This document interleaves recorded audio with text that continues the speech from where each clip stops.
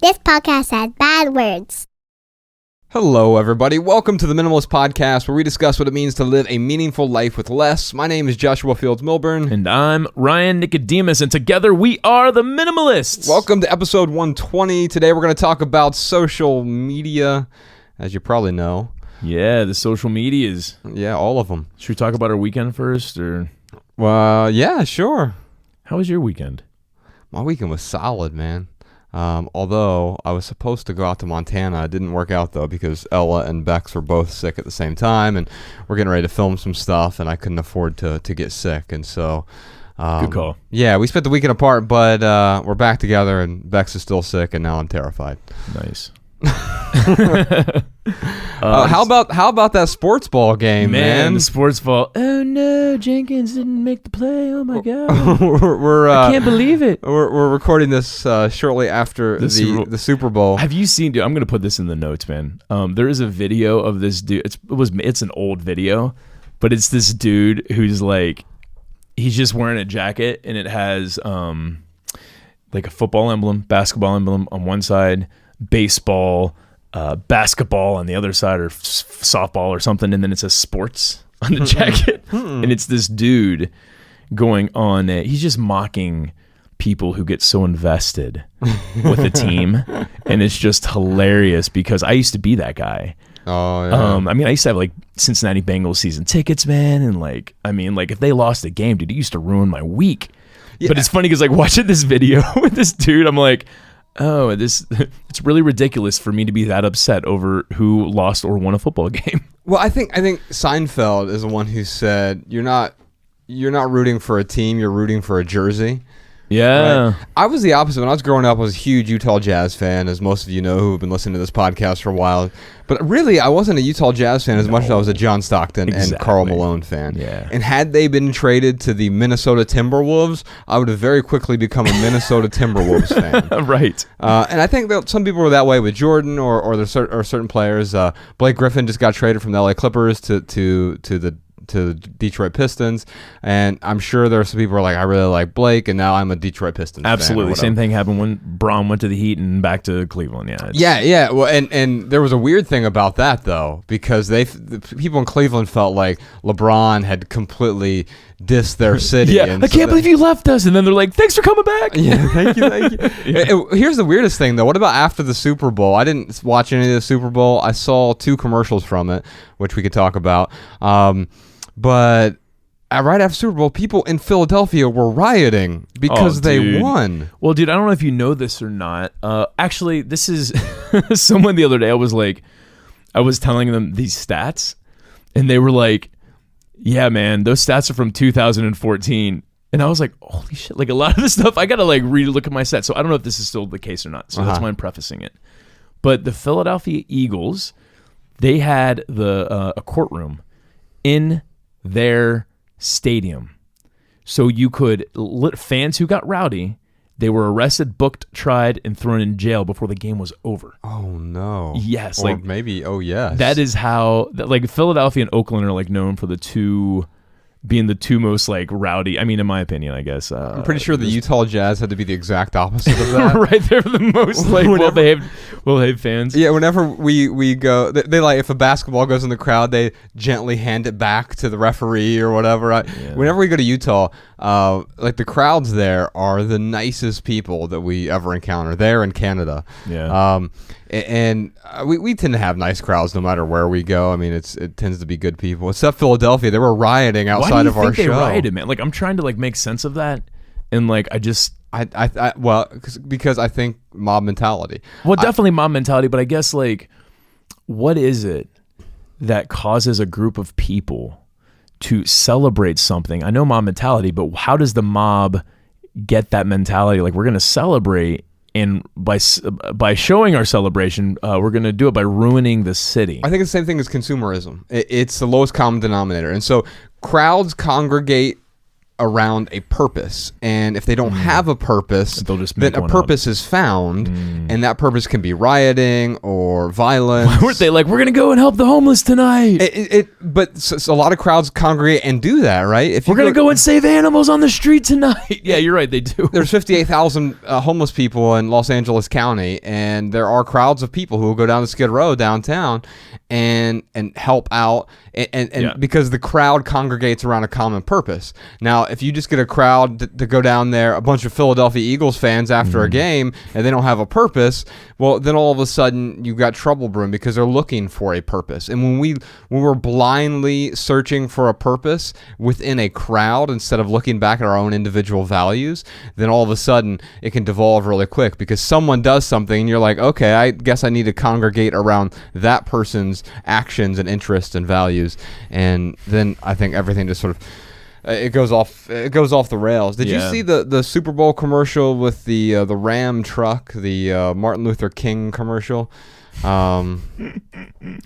Dude, what? Man, I don't know if I want to talk about this controversy because it is so stupid. I did see it. Well, let's talk about it because I was torn about it at first because I hereby announce that I don't want anyone using my voice or likeness after I'm dead to sell products. Yeah, that's a problem. However, 12 million people, 111 million people are watching this game, and a lot of them are young and have no idea or just a vague idea of who Martin Luther King is, or maybe they knew the "I have a dream" speech, right? But that beyond that, they really didn't know much about him.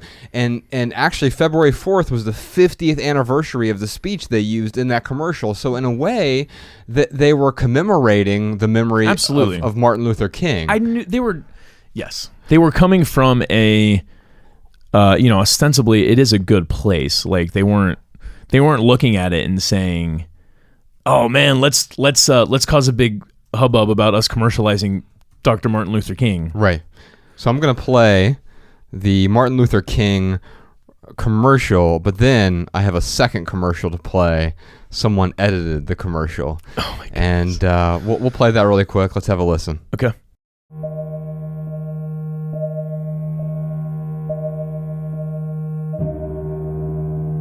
If you want to be important, wonderful. If you want to be recognized, wonderful. If you want to be great, wonderful. But recognize that he who is greatest among you shall be your servant. That's a new definition of greatness. By giving that definition of greatness, it means that everybody can be great. You don't have to know about Plato and Aristotle to serve. You don't have to know the theory of relativity to serve. You don't have to know the second theory of thermodynamics in physics to serve. You only need a heart full of grace. Soul generated by love. All right, so then at the end of the commercial right there, it says "Built to Serve, Ram." And that's the problem. Yeah, and so here's the thing. I think that... Wait, I still want to see the second video. You were about to, but let's talk about this first. So we just watched that, and we'll put a link to both of these videos in the show notes because I think part of it, you have to see the visuals that go along with it. You can hear it here on the podcast. But here's the thing. I feel like it was really well done, inspirational commercial, and it tugs at the heartstrings. Very much, man. But at the end of the day, they're still trying to sell you this product. But okay, if I may. Uh-huh. I'm not trying to defend Dodge here, by the way. We're just having a conversation. Yeah, absolutely. Yeah, because I'm trying to figure. And this. I don't care if you do defend them. Yeah, I know. They may be worth defending here. I don't know. I know you don't care. But yeah, I'm just trying to figure this out with you. So they are, they are trying to me. What that commercial, what that said to me was, yeah, we are an American-made company. Mm-hmm. We care about American lives, and we go out of our way to serve the American people with our product. Mm-hmm. That is how I took that. It is a little weird at the end where it's like built to serve. Yeah. Well, and they have a program called Built to Serve, which is a sort of so it is a philanthropic thing. And it's dude, anything racial, like the tension in this country it's absurd, man. Yeah. It's crazy. So I don't think so, man. I really don't, man. I think that's social media, which we're going to talk about today, and I think it's the news, which by the way, oh no, it is a news, but that's where I was getting. Who's the comedian? He every time someone says when he says the news, he says the bad news.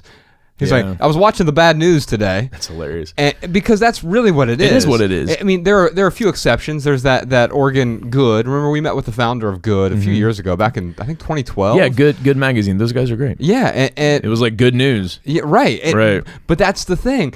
They were trying to find an antidote, and that's not nearly as popular as the breaking bad news from CNN or MSNBC or Fox or whatever. Where I was going with the racial tension thing is that there certainly are racial tensions in this country, and I guess the news, the media, and it's not just the media. I mean, and it's not just racial tensions. It's anything that has tension right now. People go out of their way to. Oh man, I'm trying not to sound like a complete jerk right here, man. All right, Josh, I'm going to say this, and then you help me unpack it. But like, I think people go out of their way to get triggered. Yes. Like they go out of their way to get offended and to make everything as right as possible. Let's just say some people. Some people, yeah. Did I say everyone? No, you just said people. Okay, yeah, just some people. But that said, with this Martin Luther King Dodge at the end of the commercial, built to serve, we obviously see what they did there, but there could be a different connotation with that commercial if you really go out of your way to look at some. It's just like with the minimalists. We don't have a very minimal amount of people who download this podcast. We don't have a very minimal amount of people who buy we our should books. limit it. The first 100 people to download the that's podcast. all you get. We'll charge $1 million a podcast. No, but my point is like, with anything in life, there is no rule. As I'm saying this, this is true. There's no rule that's going to be 100% accurate all the time. Right. There's never going to be an opportunity missed for irony in anything, really. Yeah, I don't think. Does that make sense? It does, absolutely. And there's certainly irony in this. And you brought up the racial tensions. I wasn't even thinking about race here. I mean, Martin Luther King to me is a well, in his time when he was provocative, and there was certainly a lot of racial tension then. It doesn't mean there isn't some now. I don't think it's as bad as the 60s. Of course not. No, I don't think it's as blown out of proportion as people think it is. There was I think it was a psychologist, and I think it was the 1950s who took this Chinese couple all around the United States. They stayed in over 200 hotels in different cities, and then they ate at different restaurants in these small cities and small towns. And after he did that, he called up each of the establishments and asked them, "Hey, would you let a Chinese couple stay at your establishment?" And I saw everyone except one said, "No, of course we wouldn't. We don't let Chinese people stay." But they stayed there, and no one had an actual problem. And I think social media, in a way, is doing the same thing now, where people are picking teams, and in a very dangerous way picking teams. This term that has come out, identity politics, and to me it's so dangerous to associate ourselves with a team just because we were born a particular way. If you're born of European descent or African descent or Asian descent, or my team is German and your team is Scottish, or my team is Russian and your team is Portuguese, or whatever. It's a weird way to do it, and I think that's the unhealthy side of tribalism. And I think most tribalism is actually unhealthy, whether it's nationalism or it is. Well, when you are 100% tribalism or nationalist, it's like if you live and die by that tribe, then you're going to hurt some other people along the way. What's the thing we just talked about with the Philadelphia Eagles, right? The mob mentality, that becomes a tribe. Although I will argue that most sports teams following that, it's relatively innocuous, right? It might be silly to some people or whatever, and I don't really follow sports much anymore. I watch basketball still, but just occasionally, but I don't really follow along that much. But I'll tell you this, man, like it's healthy competition for the most part, right? There's really dangerous competitions where if I win, you lose, and all of a sudden you're homeless, kind of thing, right? But most friendly competitions like that, we can find some sort of meaning or purpose in them, right? Or at least some joy from those. And I think where we get caught up is in the my tribe is better than your tribe, and then we identify with. I'm okay with tribalism if it congregates around ideas, because you can choose to participate in those ideas instead of like, well, my tribe is for everyone who's 6'2" or taller. That's the tribe I'm in. Yeah, I'm all for tribes in general as long as they are not interfering with other people's well-being.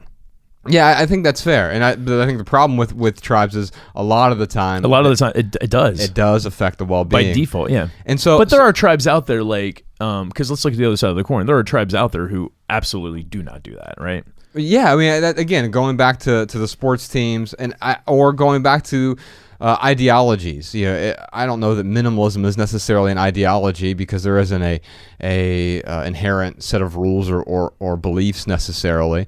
But we could call it living a meaningful life with less. Maybe that's the only inherent rule or prescription, but even that is relatively nebulous. And so I think we can form a tribe around ideas, but when we form a tribe around bad ideas, then we tend to get bad results, right? And so, yeah, I think overall tribalism is bad.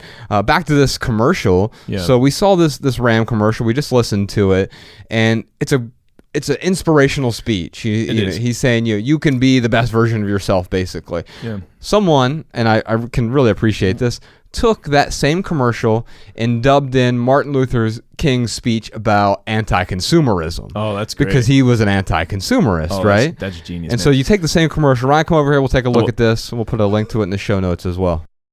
The presence of this instinct explains why we are so often taken by advertisers.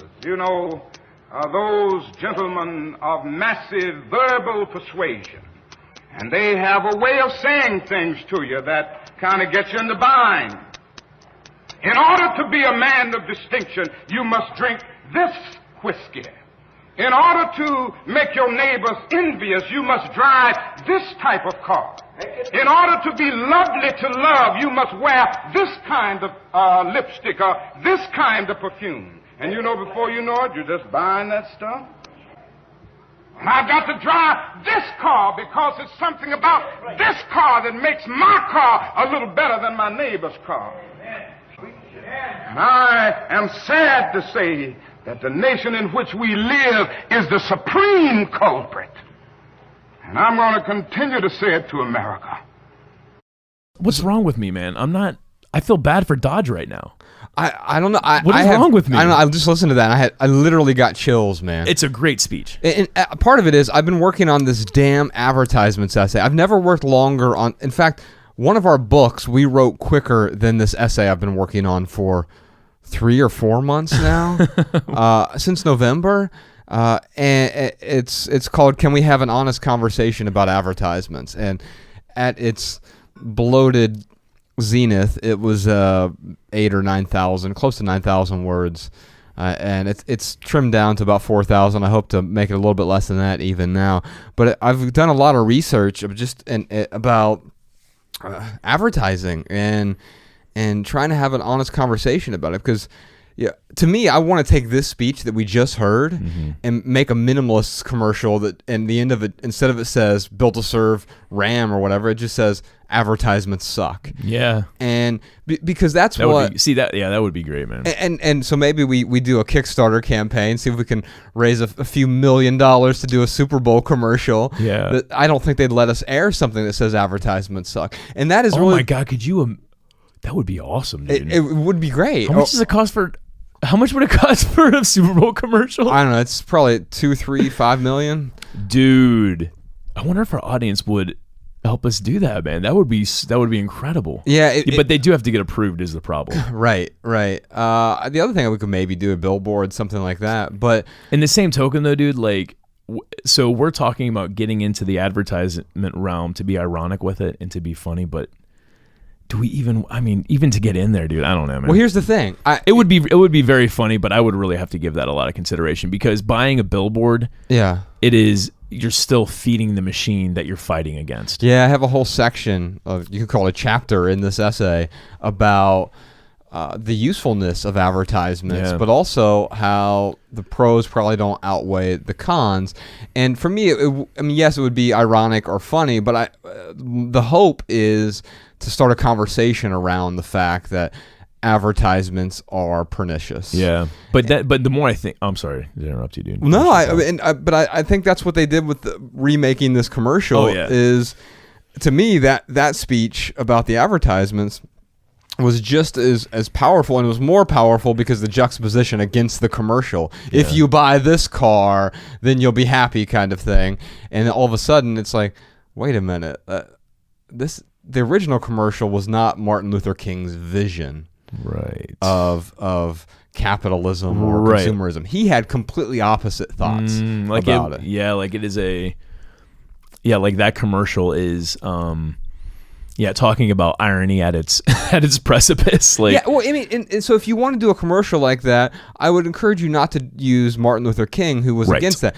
Get Jeremy Piven or get Nick Lachey. I'm mentioning two people in Cincinnati Bell commercials, but you can see like people like that are totally fine with the advertisement, and okay, I'm not judging them for that. No, the problem is what was expressed here.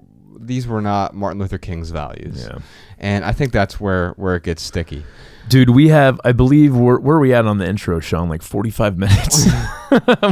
We should probably get into these voicemail questions. What do you think, man? Yeah, I think so. Our first question is from Xander in Orlando. I had a couple of questions for you guys regarding what you're finding out so far now that you're taking a break from social media. It's a point of contention, I think, for quite a number of people, especially people that have business on the internet and have social media accounts that their business feeds off of. I think part of what you guys do is similar to some of the stuff that I'd like to get into. I do aspire to have my own podcast and stuff like that. I'm wondering what you're finding so far, how you're able to better utilize social media, because I know that's what you're planning on doing for this new year, and I think it's a brilliant idea. So that's what I wanted to ask you. How's it going so far? What are you finding? And if you do have some suggestions on how people can use social media for the better, while in a sense minimizing your use on it and making it more purposeful, what would some of those tips be? So what Xander's referencing is during January 2018, Ryan and I, and of course Jessica, who helps curate our social media feeds, we took a break from social media. We deleted all of our tweets. So clean slate there.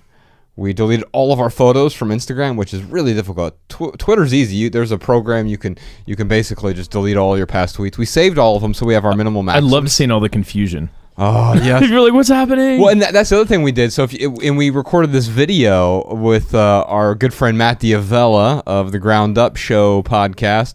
He also directed our documentary Minimalism. He did this little, what was it, maybe 30-second, 40-second clip of us giving this big announcement, and all of a sudden the screen starts fading a little bit, and we're looking into the camera, and then it fades to this static, and the rest of the message is just static, and then people look like, oh my God, where'd all your pictures go? And Ryan, I had so many people message us that day, and they were like, I wanted to go back and look at your past photos, and I'm like, just let go. It's okay. It's okay. Yeah, they're all gone. You can't go back and look at them. Hopefully you enjoyed them while they were there. Right. And that was really a metaphor more than anything else. But Ryan, what I'd like to do is read the essay that we published about that, and then you and I can have hopefully a meaningful conversation around this essay. And feel free to stop me, pause me if need be, and we can stop and talk about these individual lessons that we learned. So this is from our website. We'll put a link to this in the show notes. It's called How the Minimalists Are Using Social Media in 2018. Have you ever quit social media for an extended period of time? How did it change your perspective? After using social media almost every day for the last 7 years, we decided to walk away for a month to see what would happen. So on December 31st, 2017, before the ball dropped, we deleted all of our past tweets and Instagram photos. We ceased our Facebook and Pinterest activity, and we uploaded a cryptic video alluding to our disappearance. Then we were gone. And now, a month later, we're still alive. And we're entering February 2018 with a blank slate. During our month away, we learned some important lessons, and we unlearned a few bad habits. Most important, we discovered a need for us to use social media differently going forward. Lessons learned. Purpose. For us, once we'd created a blank slate, the purpose of social media became evident. Communication. Not to sound overly simplistic, but we want to use these platforms, whether that's Twitter or Facebook or Pinterest or Instagram. We want to use these platforms to effectively communicate our thoughts, ideas, and creations, and to engage with our audience directly via questions and answers, not broadcast our every thought. And I think that is the key here. I think quite often social media is used and has even been used by us at times to broadcast things that don't require they don't require being broadcast at all. They're not serving the greater good in a way, right? And so social media can be a noisy place, and we don't want to add to the noise.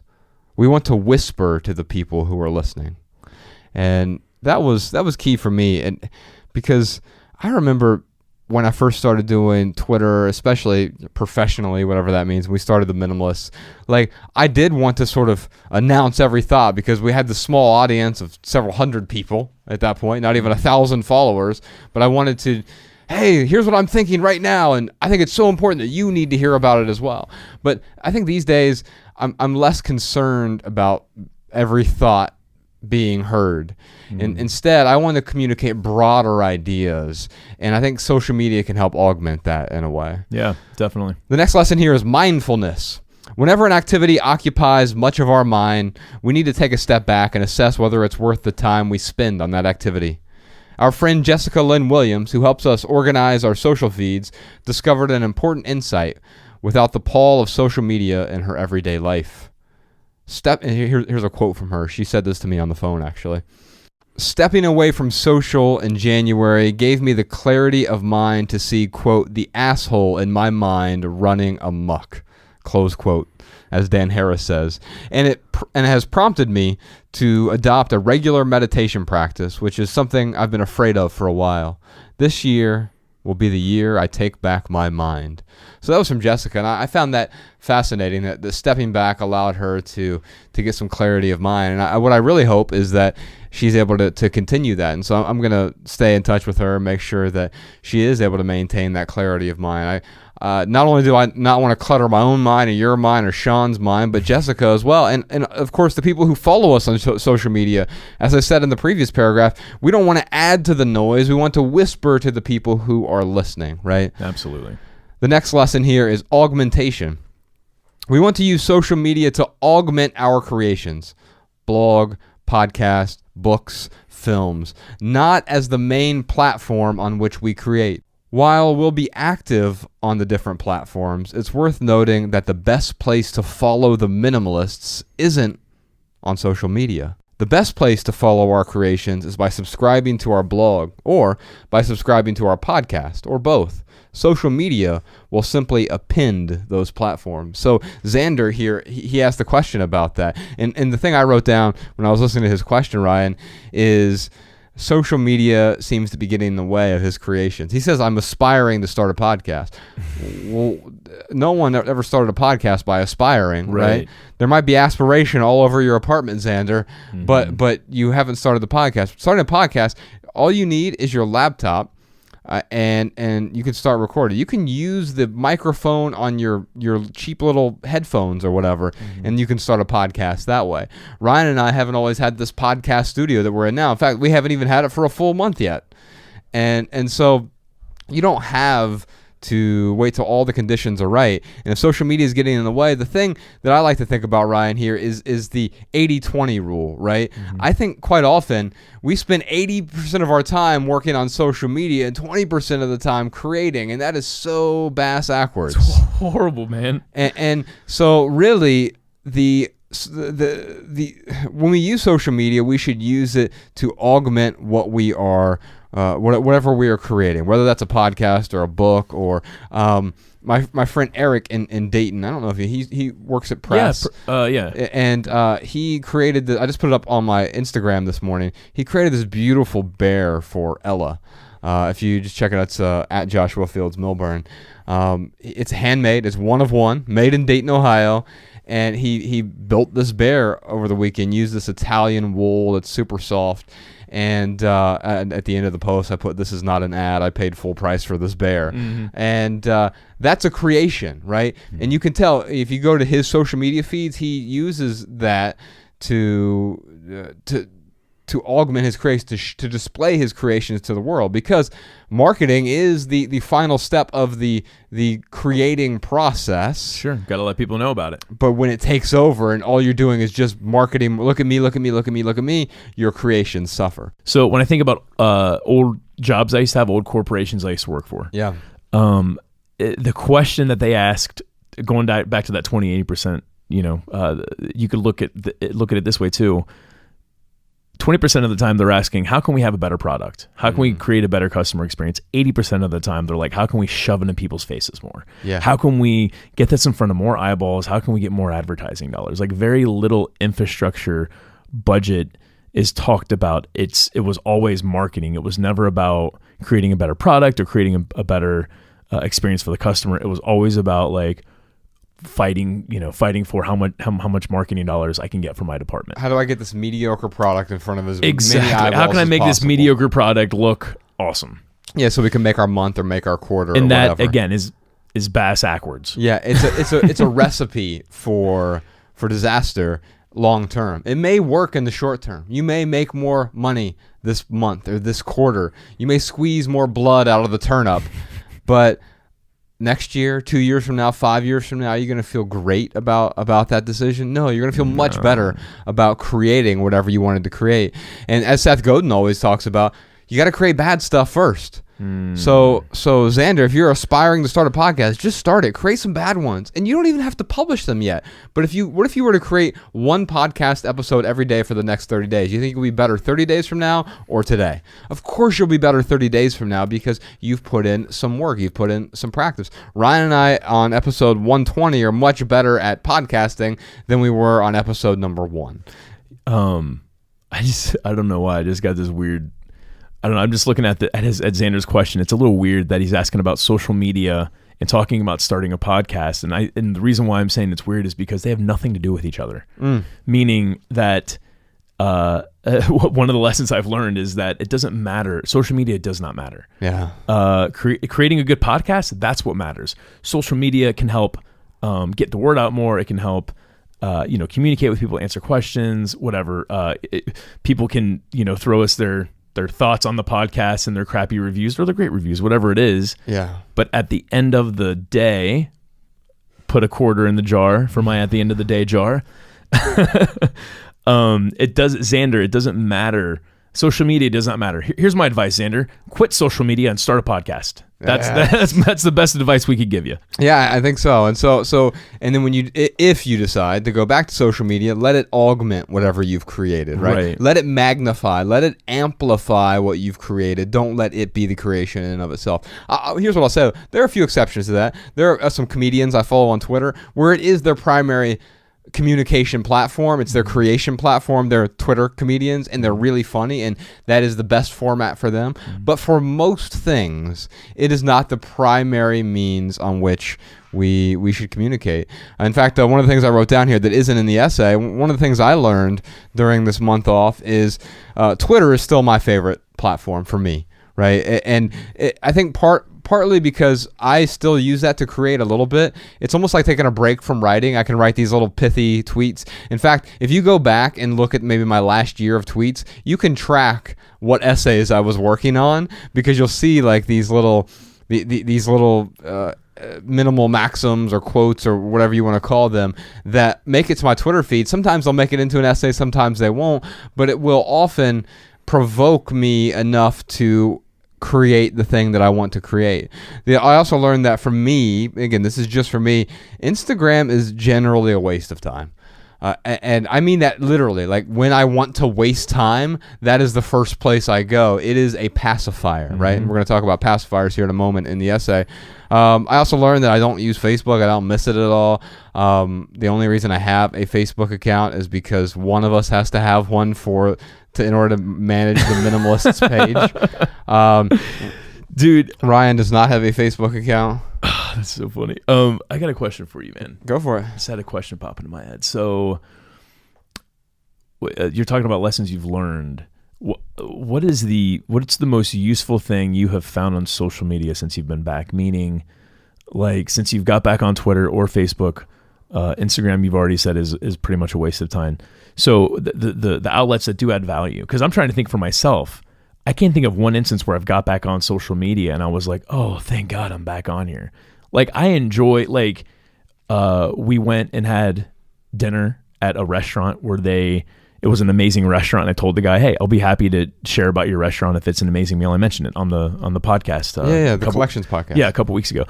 And I was really happy to get on social media and, like, give Saki Rock a shout out because they did such an awesome job. Mm-hmm.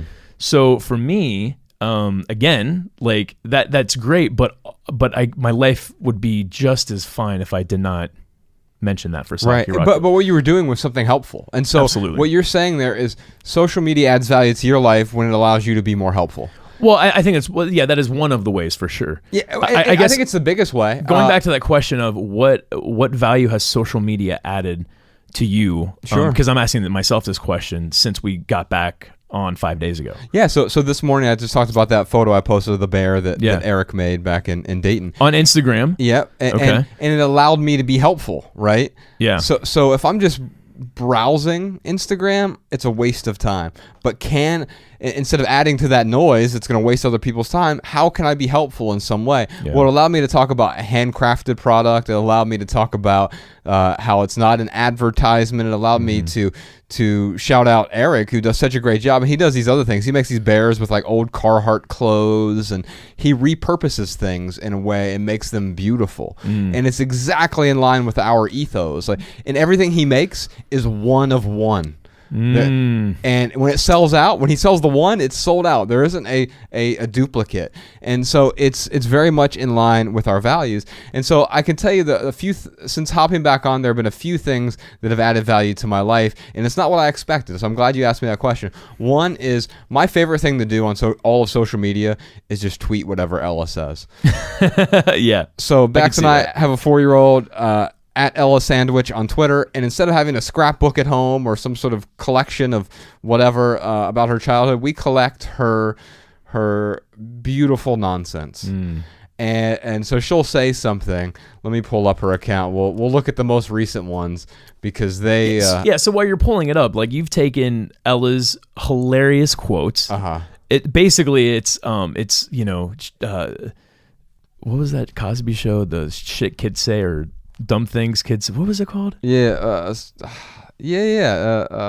forget what it was called, but I know what you're talking about. But anyway, it was like, dumb things kids say. I don't know why I can't remember that. But what you've done is you've basically made it better, in my opinion. But because it's these nice little tweetable one-liners, Yeah. I'm not putting down that show. I can't even remember what the show is called. But yeah, my point is that you've been able to take Ella's funny sayings and create some very entertaining things. Can the world live without Ella's sayings? Of course, man, but it sure is a better place with it, I think. Yeah, and it does add it adds value to my life because I'm constantly, like, it actually in a weird way makes me pay closer attention to what she's saying. Oh, that's great. So here are a few recently. She said, "The whole world is not what I thought it was. Not everyone gives me what I ask." That's good. She said she looked at her mom. She goes, "How do you trick people?" And then she's asking the important questions. Just yesterday, she said, "Who's winning the slow eating contest? I'm winning." And it's so true. She could totally win a slow eating contest. That's great, man. And so I find value in that. I find value in Twitter. I follow a curated list of people and brands or businesses or whatever you want to call them. And whenever I am feeling like it doesn't align with what I want to take in, I will very liberally unfollow whomever. Yeah. Right? Yeah, no, that's a good point, man. Because I have learned, and really still learning, that I have to use social media differently. Just in the sense of, like, right now, what I get out of it when I go to my feed, it's passive. It's wasting time. Yes. I go to social media when I'm bored, and I have to change that. We have to embrace the boredness sometimes, and that's true. And before then. Because being bored isn't a bad thing. Being bored is quite often. Yeah, I was walking through Runyon Canyon yesterday, and had my headphones in. I'm like, let's take these out and like let me be in the moment. Like let me be bored in a way, because quite often that's when some of the most profound thoughts and ideas reach me, is in those moments of boredom. And if we're constantly stimulating ourselves, because really what you're saying is we're searching for stimuli, right? When we're on the toilet scrolling through Instagram, it's like, I need something to stimulate me right now. I need this. And in fact, the next point in this essay is unfollow. That's the fourth lesson learned here out of the 5 lessons learned. Whether it's celebrities on Instagram, friends on Facebook, or news outlets on Twitter, maybe we could say bad news outlets on Twitter, the folks we follow often negatively affect our moods.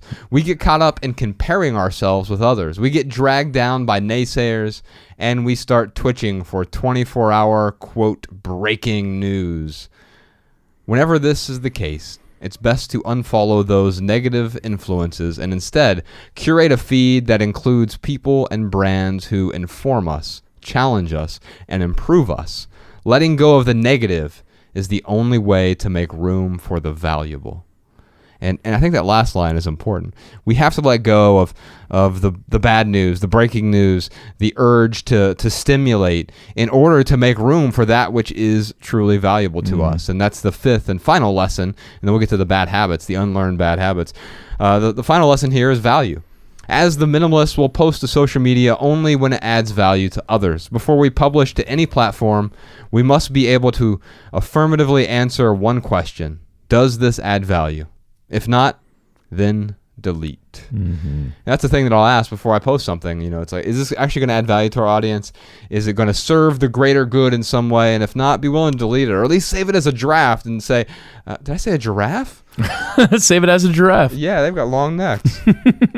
And then come back to it later and say, okay, will this add value? You don't have to post right now. In fact, that can be another lesson learned here, is before you post, why not save it for a day? Can't it wait 24 hours? There are some things that can't. There are some things where you're trying to embark on a conversation and maybe it makes more sense to post something now. But for the most part, it can usually wait a day. And a day later, if you're like, what was I thinking? Then just delete it. It's okay. Yeah. It's funny, the thinking about the not acting on the impulse and tweeting stuff, getting to the next part where we're getting to the idiots. It makes me think about when someone, they will... Yeah, you know, whatever they're tweeting at me. Ryan, your face sucks. And then like I'll go to their Twitter feed. And I'll retweet that. Yeah. And then after Josh retweets it, I go to their Twitter feed, and a lot of the times, dude, they're just like visceral comment after visceral comment towards random people. Yeah, and you know what I'm saying? It's just insecurity, man. Yeah, it's like their whole string of tweets are just visceral comments to different people that they want to be mean to for whatever reason. Yeah, and it's easy, you know, to tear other people's buildings down to try to make us look taller, so to speak. Yeah. But man, how unproductive is that? Yeah, it's the epitome of being unproductive. So for all of those folks out there, I have been that person before. I have definitely trolled. I'm certain at 24, 25 years old, I did some stupid stuff in chat rooms. Yeah, on MySpace. And on MySpace, yes. But I guess the reason why I'm bringing that up is instead of just going out and trolling, just sit on it for 24 hours and really consider if that's actually going to make a difference or not. Yeah, yeah. You know, I signed up for Twitter, Facebook, and MySpace all on the same day. I know, man. I was late to the game. I can't believe I'm still in your top 5. You're top 8, man. Oh shit! It's you and Tom and That hurt my feelings. Griffin House. I'm not in I the think. top 5. I'm in the top 8. Anyway, we got some unlearned bad habits here. The first unlearned bad habit is called idiots. If the purpose of social media is to communicate with other humans, then we also must be careful with whom we engage. People find it easy to be keyboard crusaders. That's what the person you were just talking about there. Interactions with whom are rarely productive. So it's important not to engage with the snarky critics because this isn't for them. And I have a whole link in that essay to another essay talking about this probably isn't for you, right? Hence, if you're a seagull, I have another essay there called Seagulls. What do seagulls do? They swoop in, they shit all over you, and they fly away, right? That's what we call the internet trolls, really. They're seagulls. Hence, if you're a seagull, you'll be blocked without discrimination, and you won't be unblocked, ever. We have a renewed desire to communicate with our audience, and a new vigor to avoid arguing with idiots. I used to argue with idiots online, and it's so unproductive. We all get caught up in that. I could be creating, and you're keeping me from creating. Here's another rule that I don't have in the essay here, but I don't respond to people. I use social media to respond to people, especially Twitter. But I won't respond to you if you ask a question that's easily searchable, right? Hey, have you guys ever written about you when you quit your jobs? No, I'm not going to respond to that. Yeah, you could just search minimalist quit their jobs. Yeah. Yeah. I was gonna say I was talking to my aunt about the idiots on the internet, and she had brought up this story about someone influential who had big following. They were doing a live stream. This one particular person was going out of their way, trolling the heck out of this person. She took the time to be like, what is your problem, dude? Like, what is actually going on? And then actually turns out there's this amazing, like, heartfelt story where this guy was on the verge of suicide, and like she turned him around, basically, like really went out of her way to like help him get the help he deserved. So my aunt, she's telling me this story, and she was like, I understand that, you get trolls every once in a while, but maybe you could, take that approach more. And I'm like, Michelle, I love you. And this is a great idea.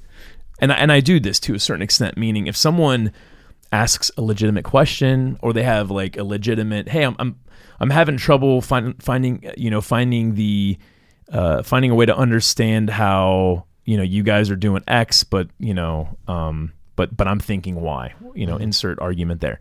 To me, that's something that I am going to look at and say, how can I help you better understand? How can I communicate? Yeah, and thanks for reaching out.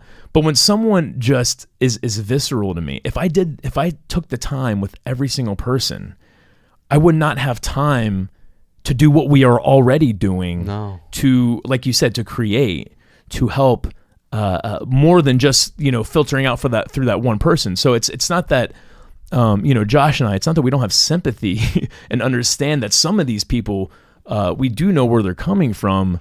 But really what it comes down to is, yeah, dude, like there's no way we're going to let someone not just take the wind out of our sail, but you hit the nail on the head, dude. Like just preventing us from creating. Every single minute, every single 5 minutes or an hour that we ruminate or try to rebuttal a troll, that is less time that we have to create something that could potentially help many, many more people. I mean, how many times do people come up to us at in the hug line, and they're like, man, you guys don't even know this, but like you saved my life.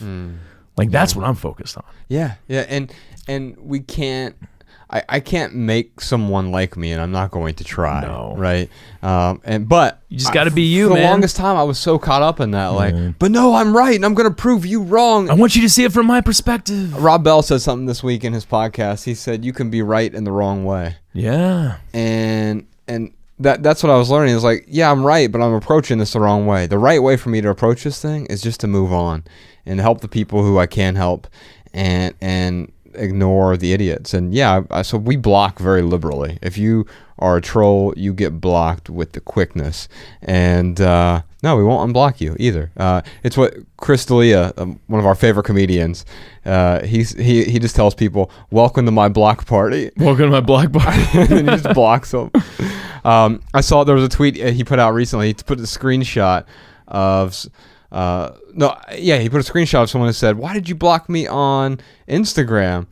And Chris responded, he goes, "Probably because you were being an asshole. And now I'm going to block you on Twitter too." That's great. And I kind of feel the same way. Block the seagulls so you can move on. And that goes for any of you. If you're out there and it doesn't, I do follow people who challenge me and challenge my ideas. That's different from these seagulls. The next unlearned bad habit is pacifiers. By removing the social media apps from our phones, which often pacified us whenever we had a silent moment in an airport, waiting room, or other interstitial zone, like a bathroom, sitting on the toilet, scrolling through Instagram there. Once we remove the apps from our phones, we learn that new pacifiers always appear. If you get rid of Facebook, you twitch for Twitter. If Instagram is gone, YouTube steps in.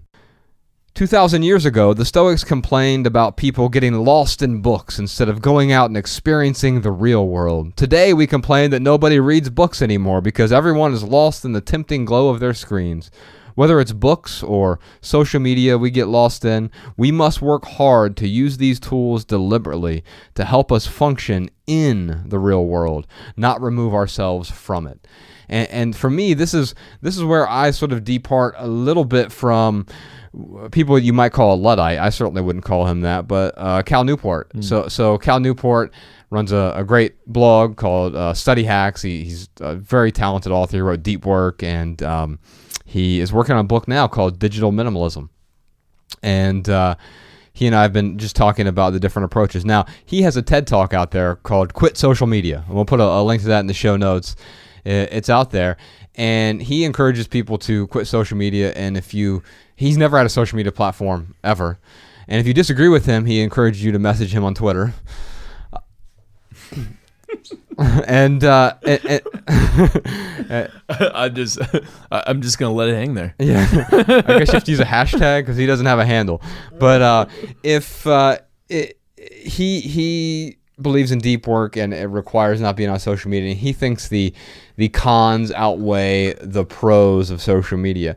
I disagree because I want to live in a world that we can use social media deliberately.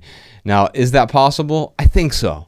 I'm not entirely certain, though, and that's why we're back on. And by the way, all of this is subject to change. If next month or next week or next year we say, hey, we're no longer finding value in X platform, then we walk away from X platform. That's okay. Or, hey, man, you know what? That Twitch platform looks really, really cool. We're going to start doing Twitch streaming. Right. Because it makes sense for us. Or Tumblr or whatever. Google Plus. And so, yes, we will pacify ourselves.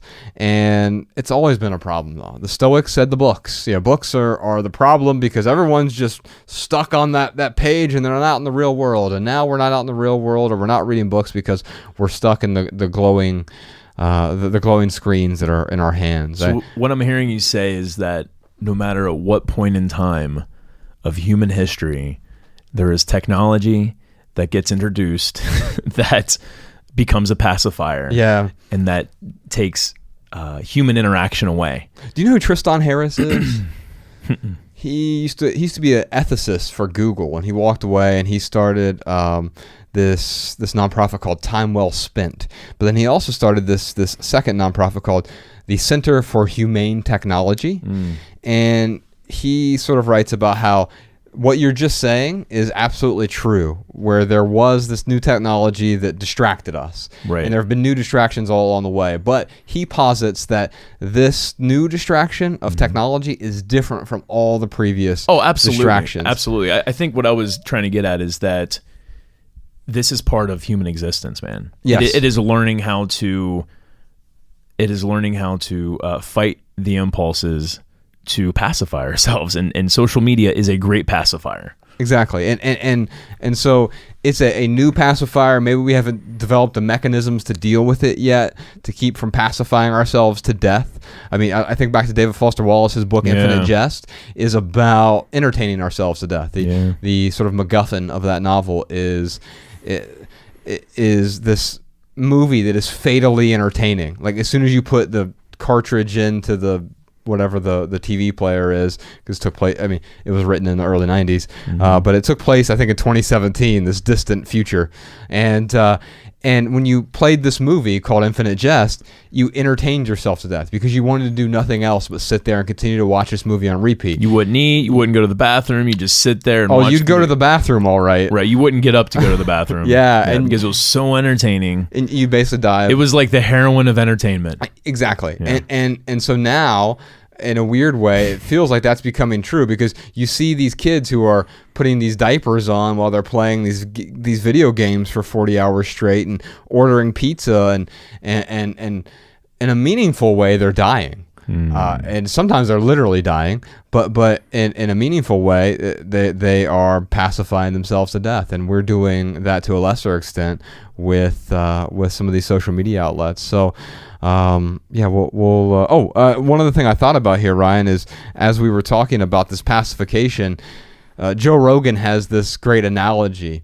He's like, what if I told you there was a drug out there that made you get into car crashes, you felt constantly distracted by it, it interrupted your conversations with friends, and you were constantly looking down at your hand, moving your thumb in this weird up and down motion.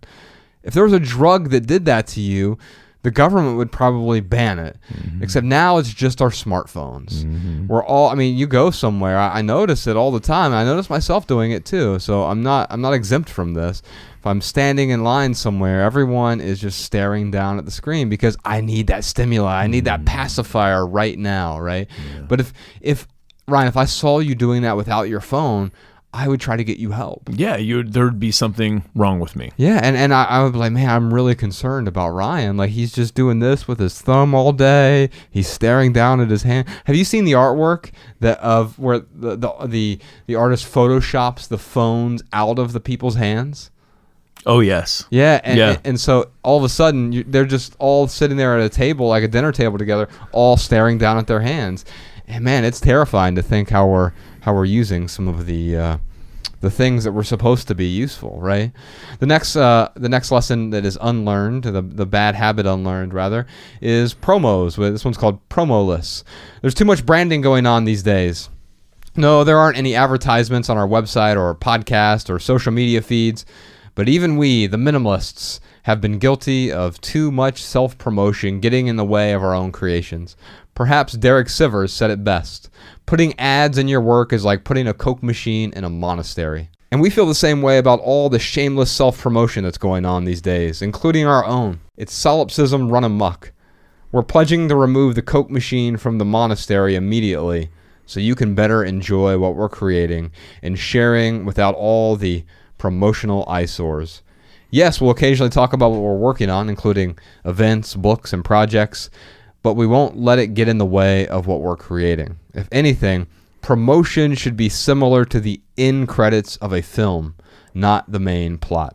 So you'll notice that even with our podcast, one thing we try to do now is we don't beat you over the head up front of the podcast like, hey, here's what we're working on. Come out to our tour stops. We know the people who listen all the way through are what Kevin Kelly would call one of the 1,000 true fans. Those are the people who are going to want to attend our events anyway. So later in the podcast, I'll talk about how we're coming to Australia, or if we have another event or something, we'll talk about that later on. But we don't have to start off the podcast. When I listen to some of my favorite podcasts, they have 10 minutes of advertisements at the very beginning. That's the Coke machine in the monostery. Yeah, and it is really nice though that fast forward 30-second button. That's really nice though. Yeah, I agree, and I get that the advertisements help keep the lights on, and of course, it's not me judging other people for that. It was Upton Sinclair who said It is difficult to get a man to understand something when his salary depends on his not understanding it. Amen. And so how can I possibly go to NBC and say you shouldn't do advertisements? That's part of what is destroying our culture or our mind. Or you can't go to Facebook and tell them that they need to change their algorithm to make it less addictive, because it is difficult to get a man or a brand to understand something when his salary depends on not understanding it. And I think that quote is the best way to summarize why we don't do advertisements. Yeah. All right. The next unlearned bad habit here is triplicate. Over the years, we began using the different social media platforms the exact same way, which, when you think about it, is insane. Right? I mean, no, dude. Every time I went to our essays, and I'm like, okay, post it on or essays or our podcast, post it on Facebook, post it on Twitter, post it on Google Plus, post it on Pinterest. Yeah, on all my personal accounts. It felt like just felt a little weird. But anyway. Yeah, and I totally agree. It was a digital version of those old carbon copy forms from decades past. Post a photo to Instagram, repost it to Twitter, and then repost it to Facebook. Lather, rinse, repeat. Triplicating our efforts isn't only tedious, it's the opposite of using these platforms intentionally. That is shotgunning. Yeah, exactly. It's such a shotgun approach. Some people use this platform, so I'm going to go ahead and throw it on there. And so what we want to do instead is use them for what we find to be the best purpose. And so the next section in this essay is using social media differently. Because each social media platform is different, we want to use them differently, not as a carbon copy. So we've decided to focus on the specific strengths of each platform by identifying their primary and secondary uses. These changes should help us avoid creative overlap and will allow us to better communicate with our audience. So Facebook, here's how we're using Facebook going forward. And again, keep in mind, this is all subject to change. We're testing the waters to see if this is, in fact, the best way for us to use it. And also, this isn't a prescription for you. It's just a template for us. Absolutely. So Facebook, we found our Facebook audience engages most with the articles we post. Thus, we'll be using our Facebook account primarily to share useful links, be it our own essays or others' simple living articles. Secondarily, we'll use Facebook to publish short audiograms and photo albums from past tours. So if we have a bunch of photos from a tour that we went on, we can collect it all there on Facebook. And you have a nice photo album there on Facebook. And then audiograms, audiogram is a short sort of snippet from our podcast, and there's a link there you can take a look. So sometimes Ryan and I will somehow manage to say something pithy or entertaining, and Jessica will collect that, and she uses a program called Audiogram to share sort of a 1 or 2 minute snippet of something we said during a podcast. All right, the next one is Twitter. So Twitter is the best platform for us to share text-only minimal maxims. So if we're using Facebook for links, whether it's our own links or other people's links, or sharing these useful articles, we found that our Facebook audience engages the most with those. They get the most value from those. Twitter is the best platform for us to share our text only. So we're not going to share any links. We're not going to share any photos on Twitter. We're just going to share the text. And we'll also occasionally retweet stuff from people that may or may not contain a link. And secondarily, we'll use Twitter to communicate directly with our audience. The brevity of Twitter makes it the best place for us to interact with other people. So if you want to interact with us directly, Twitter is by far the best place to do so. I find it so much more complicated to try to interact on Facebook or on Instagram. We may do so occasionally, but if you really want to interact with us, we're at The Minimalists on Twitter. I mean, we're at The Minimalists on all the platforms, but Twitter is the best place to interact with us. As far as Instagram is concerned, Instagram is undoubtedly the best platform to share photos, right? It's the photo platform. So going forward, we'll use Instagram primarily to share beautiful black and white images. Secondarily, we'll use the ephemerality of Instagram stories to that's sort of like, for those of you who are unfamiliar with It's kind of like Snapchat. It's these moments that disappear. They're 15-second moments or a photo that disappear after 24 hours. So we use the ephemerality of Instagram stories to broadcast updates, current events, and ephemera, and also useful excerpts from our blog posts and podcasts. So little bite-sized snippets that we'll share on Instagram, which will be different from the other platforms. And we'll occasionally use Instagram Live for unplanned live broadcasts, which are deleted after 24 hours. I really like that because you do it and then they're gone. You can interact with your audience, but it doesn't live out there in the internet's ether forever. And then Pinterest is the next one. Pinterest is the internet's corkboard. And I wrote this down because I didn't put this in the essay, Ryan. But for me, I found that Pinterest, again, for me, I said Twitter was my favorite. Instagram is a waste of time, and I don't use Facebook.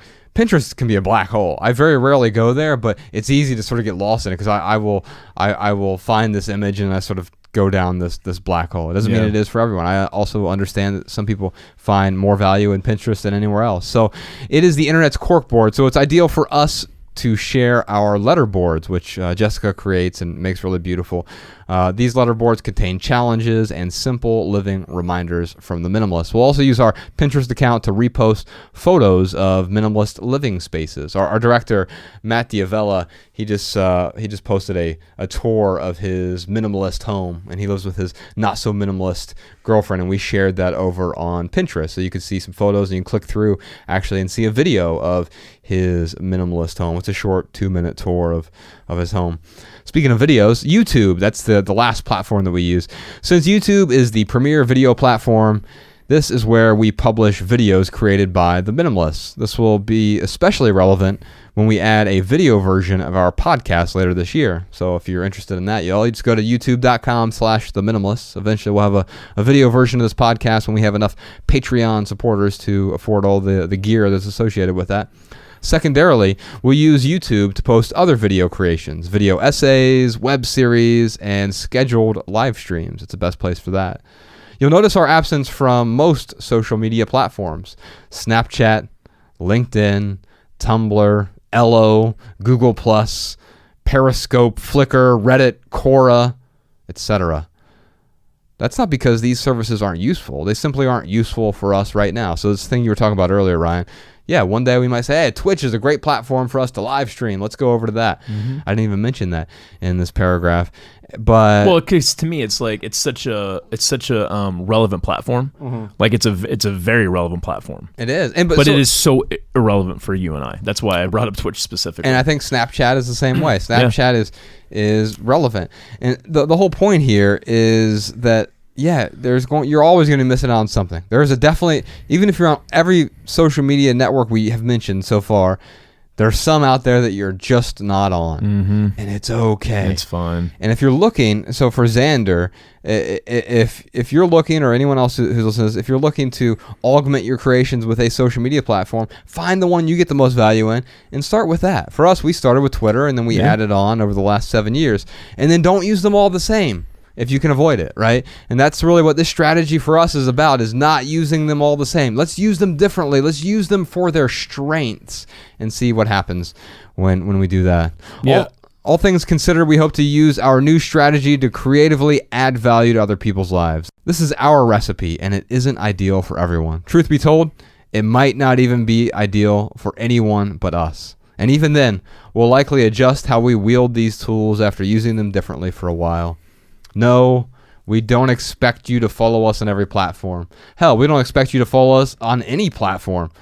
But if you find value in what we're communicating, feel free to join us on our new journey.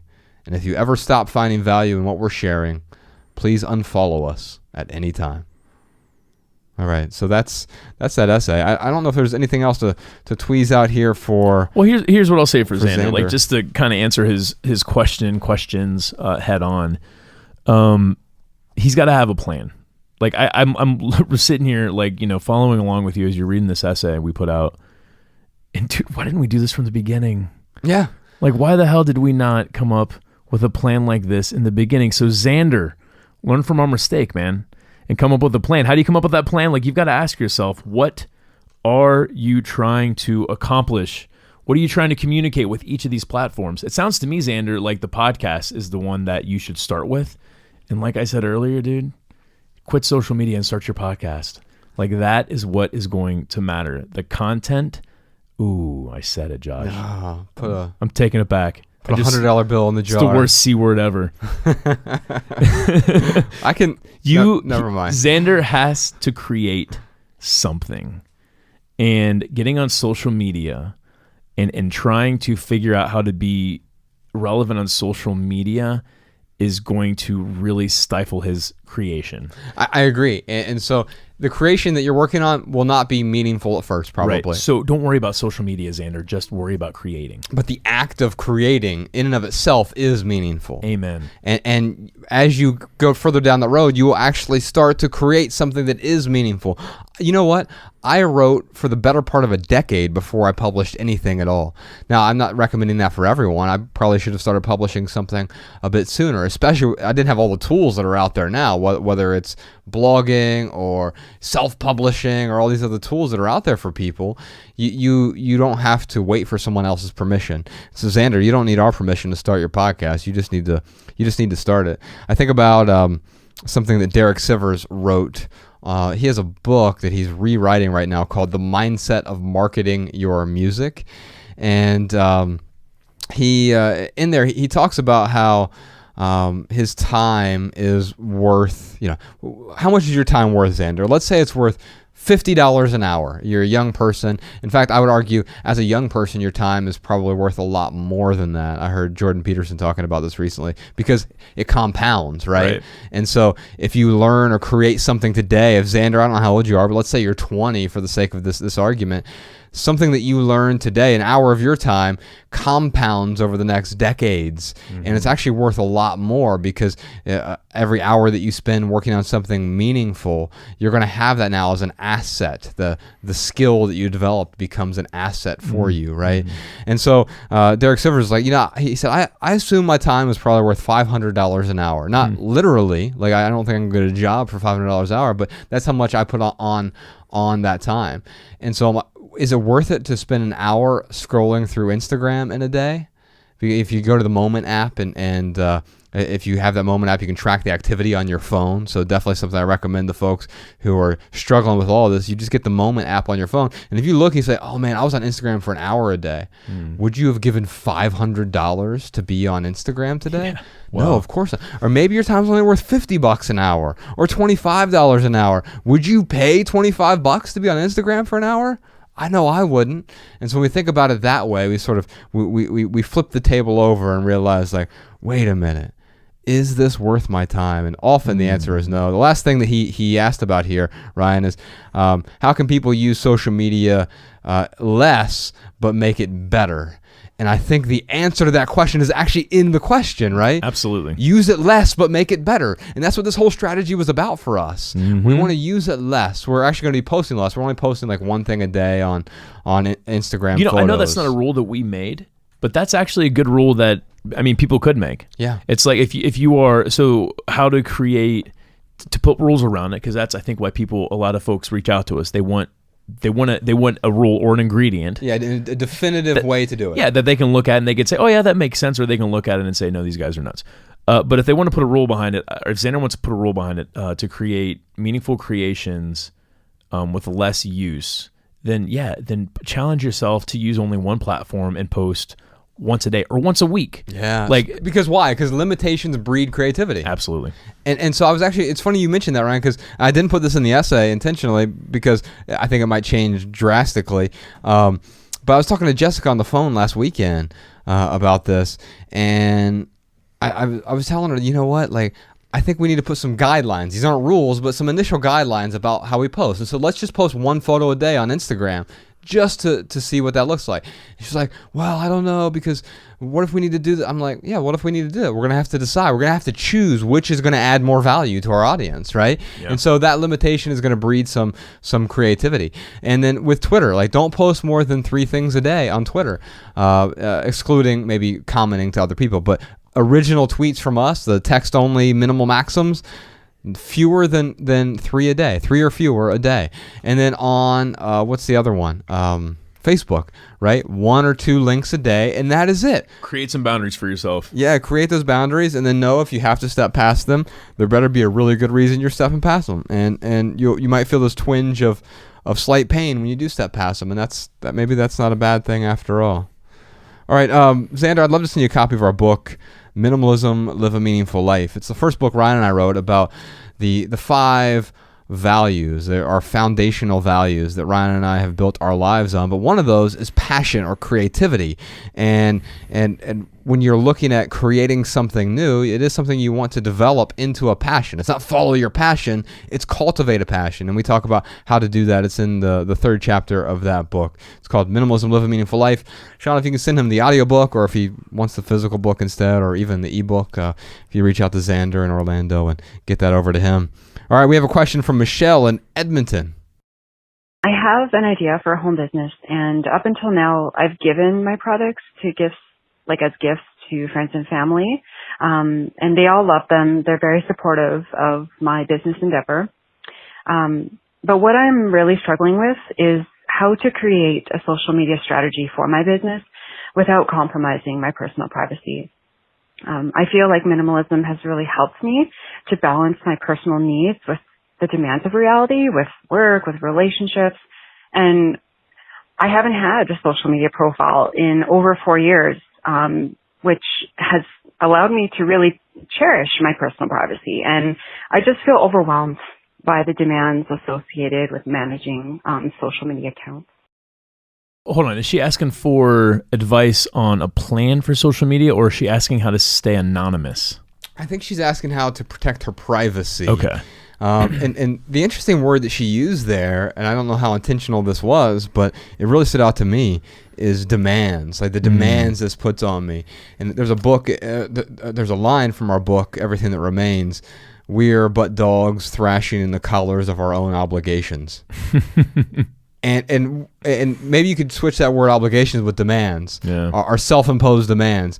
And we've created this dog collar that keeps us tied to this post, so to speak, because we're creating these own demands. And so the first thing is don't create the demand if you can avoid it. And so she's talking about she made a very sweeping statement. My business needs social media to thrive. Are there any businesses that don't have social media that thrive? So that's a great question. Michelle, another great question is, why does my business need social media to thrive? Yes. Now there might be a very valid answer there. That's not what I'm not saying that what she's saying isn't true, but you know how you and I are, man. Like, we're always trying to get behind the why, because that's what really helps us to make a better decision. So she's asking for the how, and what we need to first get to is the why before we can get to the how. Right. Why do you need social media? Have you even asked that question? Right. Is it because everyone else has social media?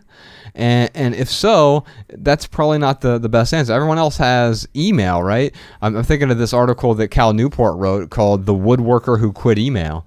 This is a guy in Kentucky. We'll put a link to this. I'm not going to read the whole thing, but basically he decided that he was spending too much of his time, because he makes these creations. He's a woodworker. He makes a product, right? Mm-hmm. But he realized that at some point he was just responding to customers' potential requests, and he was spending several hours a day not creating because he was responding to email. And so he quit email professionally. He still had a personal email, but then he said he had people, they would work around, they'd send him something to his personal email, and he just deletes it. He has this steadfast rule. He says, if a customer wants to get a hold of me, they can come to my shop in Kentucky, and they can ask me their question. Otherwise, I'm just going to keep creating. And so it's a great article called "The Woodworker Who Quit Email." And so he was asking that question too. Why do I need email? He went even a step farther from social media, right? And in fact, I think one of the questions we'll answer during the lightning round will end up talking about why even return to social media at all. And I think it's a question that's worth asking. But sure. So for Michelle, how does she keep her privacy? Well, so it really depends on what you mean by privacy. Now, Ryan, you used the word anonymous. Well, she did say it. Didn't she say the word anonymous in her question? I don't know. I didn't write that down. But anyway, but she may have. But if she wants to be anonymous, then you can still do that. In Absolutely. fact, that can be easier than putting yourself out there as sort of a public figure like Ryan and I have. Well, I mean, you can look at me personally. I don't have a personal Facebook account, but we have the Minimalists. Right. So my company is represented online. But yeah, I am able to keep all of my personal life, all of my personal life activities off of Facebook. But you also choose what to share, and so Of course. there's an essay from our book Essential. I'm going to send a copy of this to Michelle. There's 12 chapters in this book Essential, and so Sean, if you could send her the audiobook. But there's this essay that is in the tech chapter. There's an entire chapter on technology, and it's called Online Congruency, and I'll read a little snippet from that because I think it'll spawn a bit of a conversation between you and I, Ryan. I'm sitting in a diner in Birmingham, Alabama, smelling the ground coffee beans wafting through the air, sifting through emails from friends. One in particular stands out. A close friend is amid a tedious med school application process, and she's worried about her Facebook account being used against her by the folks who review applications. So, Whoops. in a weird way, this is sort of what Michelle is talking about, used against her in a looser sense. Like, Is that what she's? If that's what Michelle is saying, then we need to have an entirely different conversation with Michelle. I think so, and that's the conversation I want to start here. So now, I don't even have an undergraduate degree, so I'm likely an unfit advisor on grad school matters. But then again, I don't really see this as a collegiate affair at all. Rather, it's a matter of congruency. And so really what I want to talk to Michelle today about is congruency. For the longest time, I myself led two separate lives.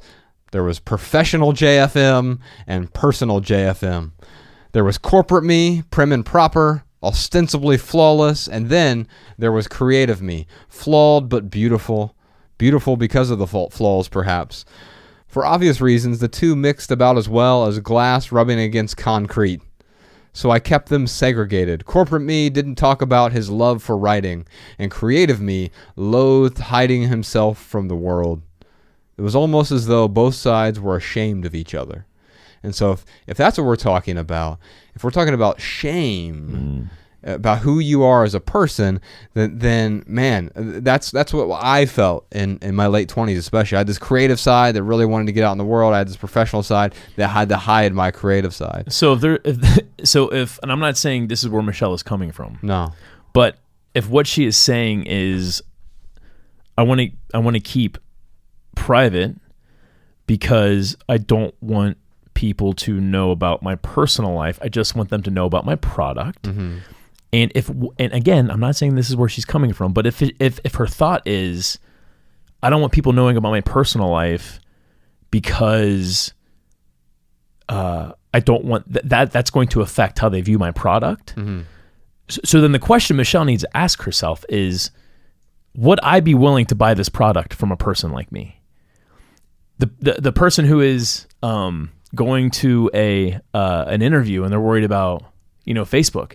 The question they need to be asking is, if I was this hiring manager, would I hire myself? Right. Now, the example you gave with that story, the answer is no. Mm-hmm. That's a completely different issue that person needs to address. Right. Right. I think so. And so think about my life though. Over time, this is from the essay here, it took its toll having the two separate identities until eventually I realized living two separate lives was exhausting.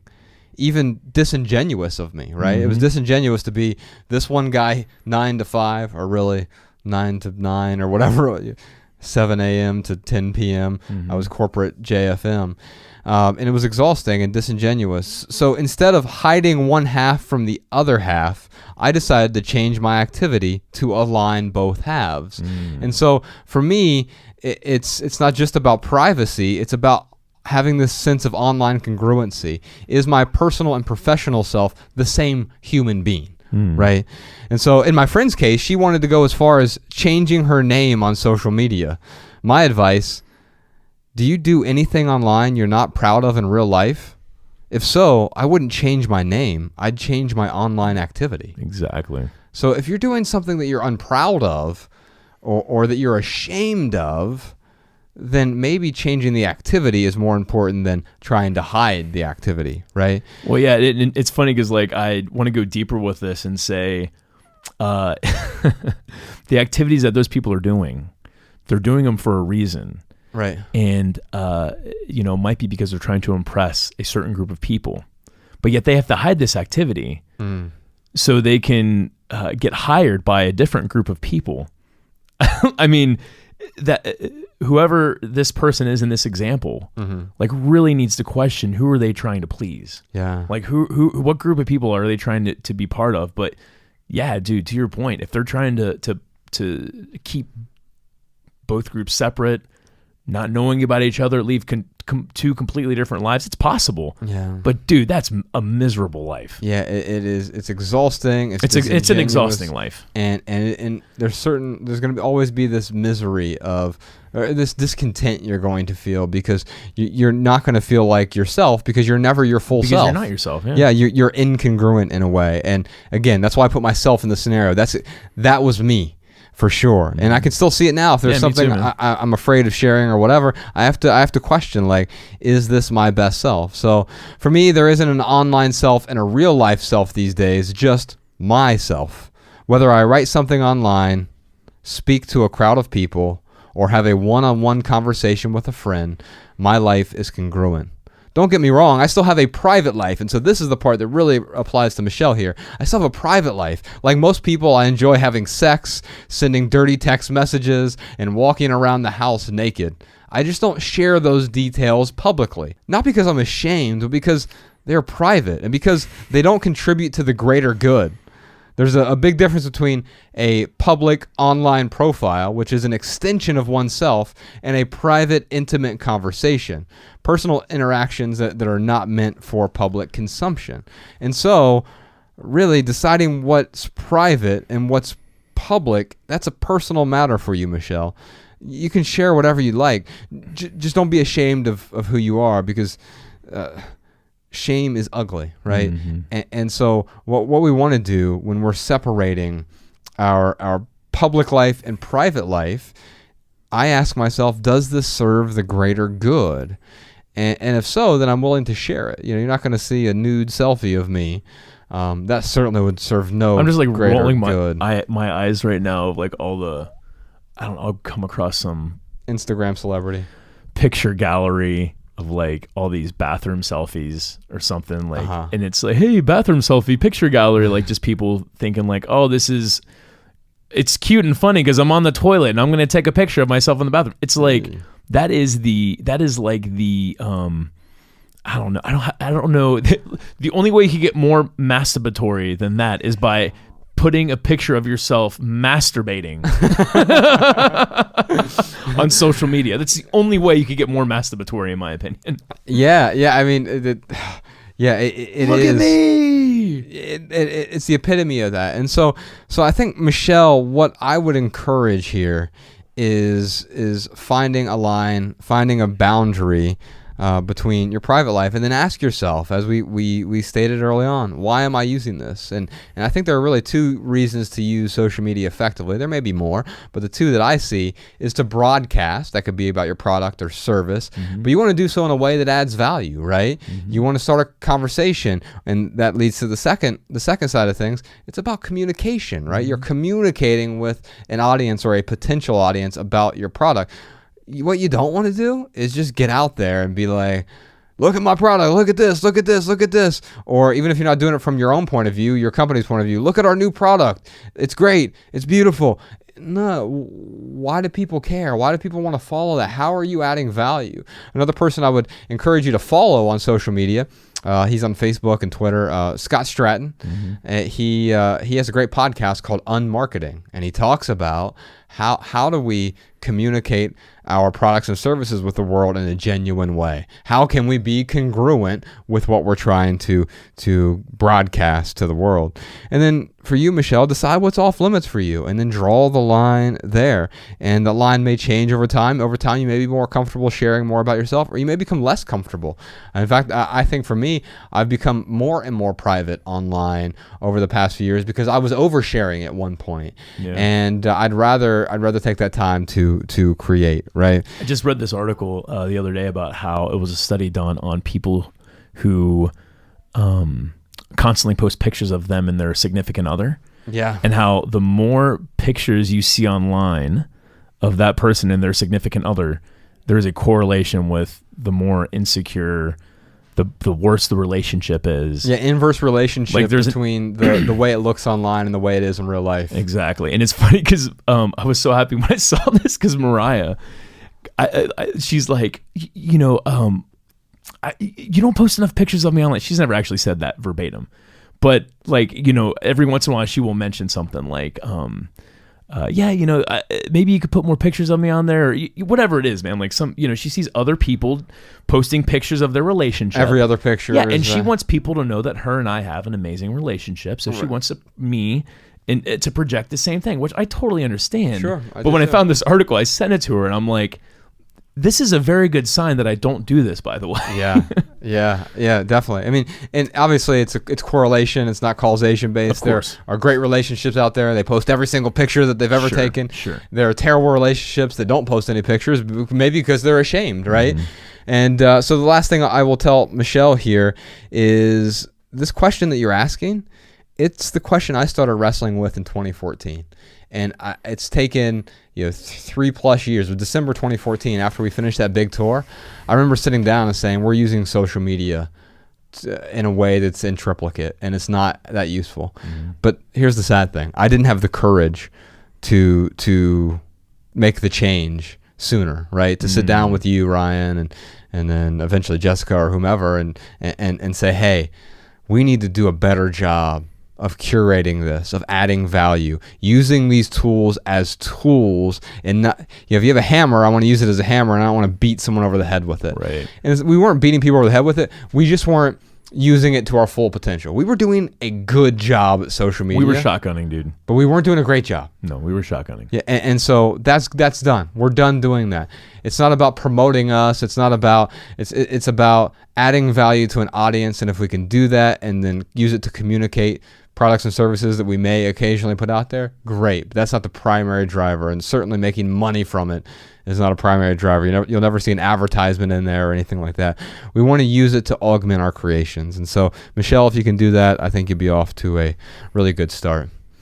All right, y'all, we'd love to hear what you have to say about social media. So if you have a comment or tip about social media, including advice for any of our callers today, or if maybe you just want to talk about the Martin Luther King videos and tell us why we're wrong or why we're right, then leave us a voicemail, 406-219-7839. It's my favorite portion of the show. At the end of each show, we air our favorite comments and tips from our listeners. If you don't want to leave us a voicemail, you can send a voice memo right from your phone to podcast@theminimalists.com. And we'll air our favorite comments and tips on the next episode. Ryan, what time is it? It is time for me to go back to the previous question. No, I just wanted to add one more thing for Michelle, man, before we move on to the lightning round. Michelle, you have the opportunity now to set the expectations. I was just thinking of this when you were reading the little intro to the lightning round. And I just got to get this out. Like, Michelle, you have the opportunity to set the expectations now and to manage expectations, not just like for your friends and family, with how you're going to be on social media, but with your customer base. This is so important. So I wish Josh and I had done a better job of managing that expectation when we first started. And we're doing a great job now, and it's totally fixable and something we've been able to, as you've seen this episode, kind of correct. But yeah, learn from our mistakes, Michelle, and like we told Xander, have a plan. And with that plan, yeah, you can set good expectations. All right. And learn from your own mistakes too, right? You'll make some mistakes along the way, and be willing to adjust accordingly. All right. We can move on to our lightning round. Sorry. Let's do it. All right, man. Oh yeah, wait. We have to say something about the lightning round. Do don't we? No, we don't. It's time for our lightning round. Yeah. People need to know. So we're on Twitter, Facebook, and Instagram at The Minimalist during the lightning round. This is where Ryan and I do our best to each answer each question with just a short, shareable, less than 140 character response. We also put the text to these minimal maxims in the show notes so you can copy and share our pithy answers on social media if you'd like. And you can now find all of our quotes in one place, minimalmaxims.com. All right. Our first lightning round question is from Alyssa. Alyssa wants to know, how do you determine the line between too much and just enough for people who still need to promote stuff. Did being off social media reveal any lack of value or value for getting the word out about projects? Yeah, so here's my short answer. If it feels like too much, it's too much. Amen.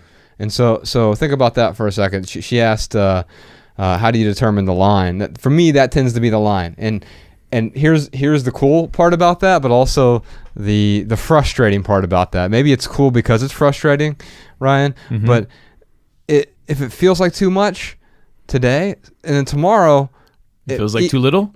Well, no. It may not feel like too much today, but a year from now, it may feel like too much. And so it's constantly scaling back or simplifying or changing. The line will move over time, right? And the same is true, like if you and I are getting ready to go out into some big tour or whatever, we're obviously going to mention that. So we will promote it. In fact, I'll use a different word. We will market it differently, right? And so she asked, though, did being off social media reveal any lack of value or value for getting the word out about projects? And I would say yes and no. I mean, we announced this Los Angeles event, which by the time this comes out, we'll already be done. We're filming this documentary called Less Is Now, and that thing sold out in 3 hours without social media, right? But then here's the weird thing. The 7 p.m. show still had a few tickets left. And so we'll use social media to help sell that event out as well. We're not going to beat people over the head with it, though. And so the answer is, yeah, we may have missed out slightly, but you're not missing out on as much as you think. No, it is. Yeah, that is one of the hugest lessons I learned, man, is like it is really not that relevant. It does help. It does augment. And it does add value. There's no doubt about it. I think so. But it is, life is totally fine without it. And we're bringing the tour over to Australia. We're ending our Less Is Now tour in Australia in March. And I got an update just recently, and ticket sales were just fine when we were off social media. Now we'll use social media to announce that, hey, we're coming over there next month, and you can come check us out. But again, it's going to be the end credits. It's not going to be the plot of the film. Exactly. Josh, I think it's amazing how you included feels in your answer there. Here's my pithy answer.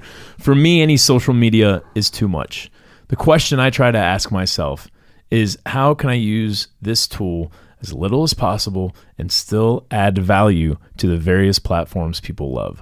So what I mean by that is this. I hate social media, man. Like, if you look at my tweets compared to anybody else's tweets, man, I mean, it is like I am like a fourth or a third. Like I don't use it that much. Yeah. I use it. Well, you had talked about earlier about how there were two ways you use social media. Broadcast, communicate. Yeah. So for me, it's I kind of look at it, and maybe we're saying the same thing.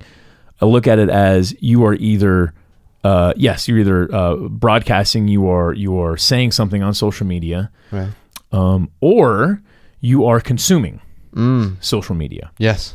And for me, when I am broadcasting, like Twitter is my main social media platform for broadcasting. Yes. For consuming, my main platform is Instagram. Yeah. So on Twitter, when I broadcast, I'm asking myself, like, okay, yes, is this going to add value? But more importantly, it has to do one of these three things. I am either I have something I want to communicate, like whether it's an event or an article, a witty remark, something that I feel like is going to add value, whether it's informational or entertaining, right? Yes. Yeah. Both of which add value. Entertaining can just be funny. Absolutely.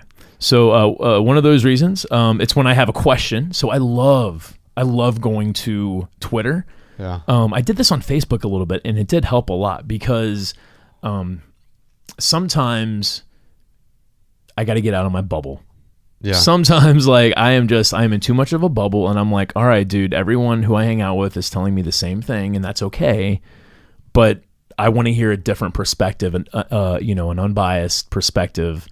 Or multiple bias perspectives. Yeah, dude. So I love going to Twitter or other platforms I've used before to posit a question that I really want to get a lot of feedback on.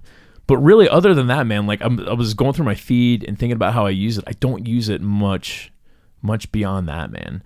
So again, for me, if we could not use social media and it not have such a huge impact on us. Yeah, if it was neutral. If it was neutral, like, we wouldn't use it.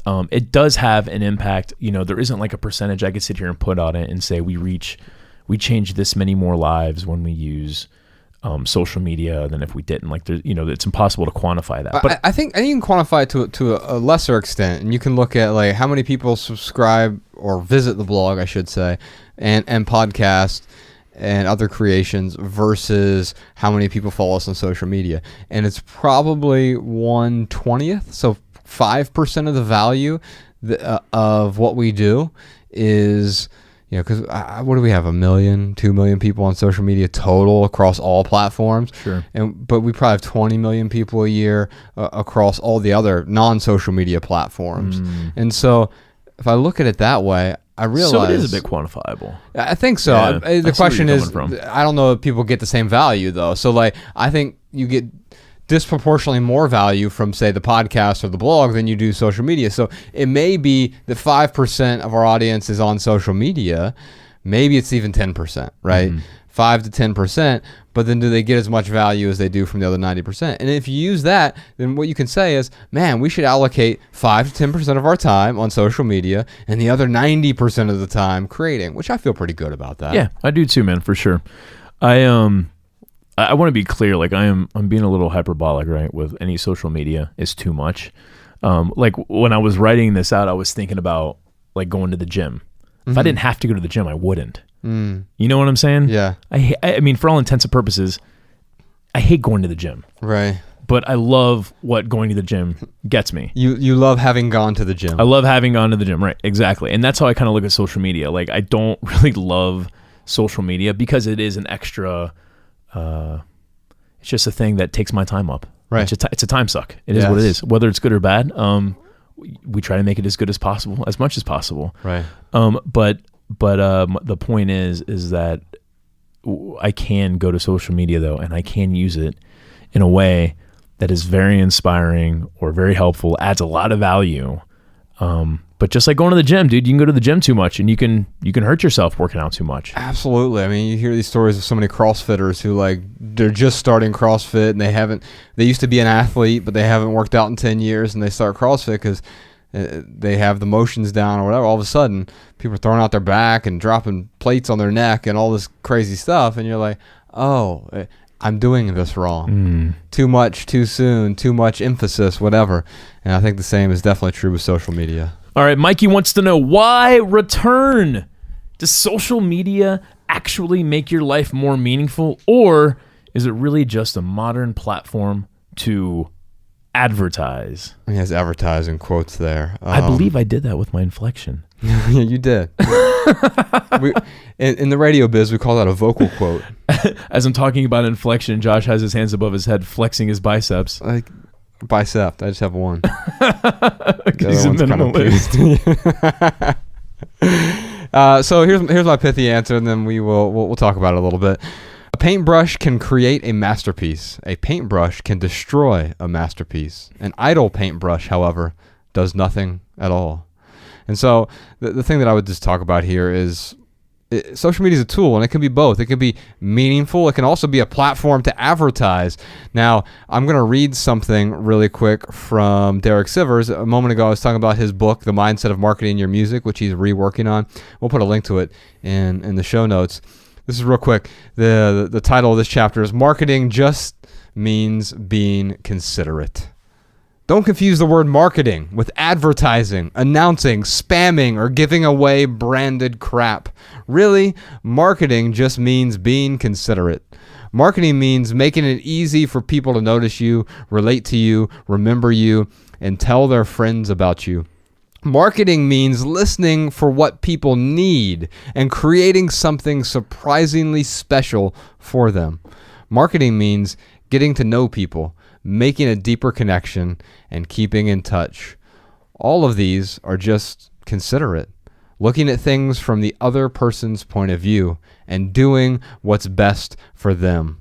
A lot of musicians say, I hate marketing. So yeah, if you thought marketing meant turning off your creativity, spending lots of money, and being annoying, then it's a good thing you don't like that. Nobody likes that. Just find creative ways to be considerate. That is the best marketing. You know, it's funny. The pithy answer I wrote, I've been writing my pithy answers without looking at yours. Because they not usually, but a lot of times they just end up saying kind of the same thing. Yeah. One influences the other. Right. Same thing happens to me when you write yours first. Yeah, exactly. So, that's why you switched them around. I was always wondering why you did that. Oh, really? Yeah, because it used to be, anyway. So, here's my pithy answer. A silent monk sitting in a temple converts no one. And it's just saying the same thing that you said, man. Someone who has, like a monk, like I look at a monk. I really look up to monks. They got a lot of knowledge. I've had some meaningful conversation with monks. I love talking about spirituality. I love talking about beliefs. I love talking about dogmatics, all that stuff. Although we don't talk about that on the show because that's typical. I like having those conversations with like one or two people. Yeah, in private. Yeah, in private. I don't like having those conversations. Well, for you, so publicly. Going back to what Michelle was talking about earlier, like that's a line you draw. You're not going to talk about spirituality publicly because you feel like it will take away from the greater good. It takes away from the greater good. Polarize people because the tribe thing we were talking about was Xander. It's divisive, and that's not what I don't want to be divisive. Right.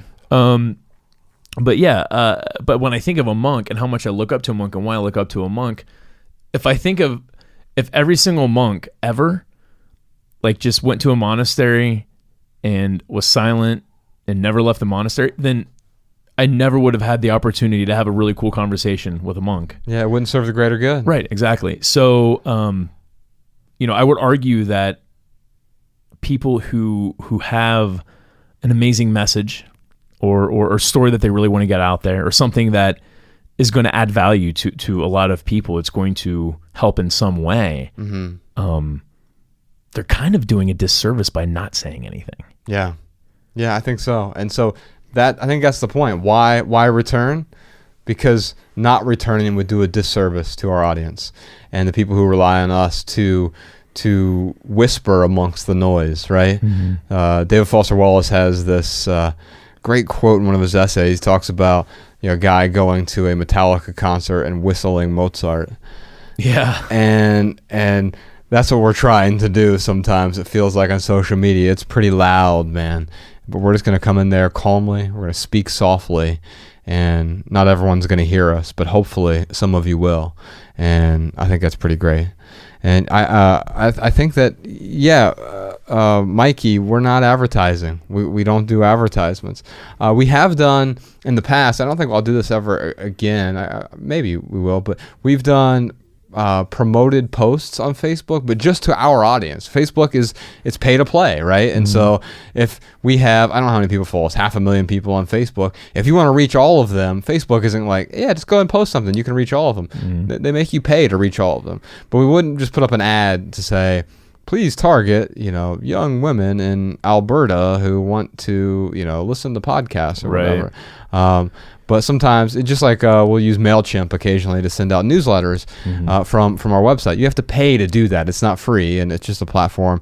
But we never advertise, and so it isn't an advertisement. And you need to understand the difference between marketing and advertising. Marketing is being considerate, as Derek Sivers says, and that's what we're trying to do. The reason we return is to be considerate toward our audience. Yeah, it's just a little aside, man. I was thinking about the stuff we communicate on social media, and I'm like, dude, the vast majority of what the minimalists advertise or whatever you want to call it, it's free. It's stuff you can get for free. Yeah. I mean, so if we're marketing this podcast, it's free. Well, it's free for most of you. Most of you are freeloaders, monetarily free. But some of you support us on Patreon.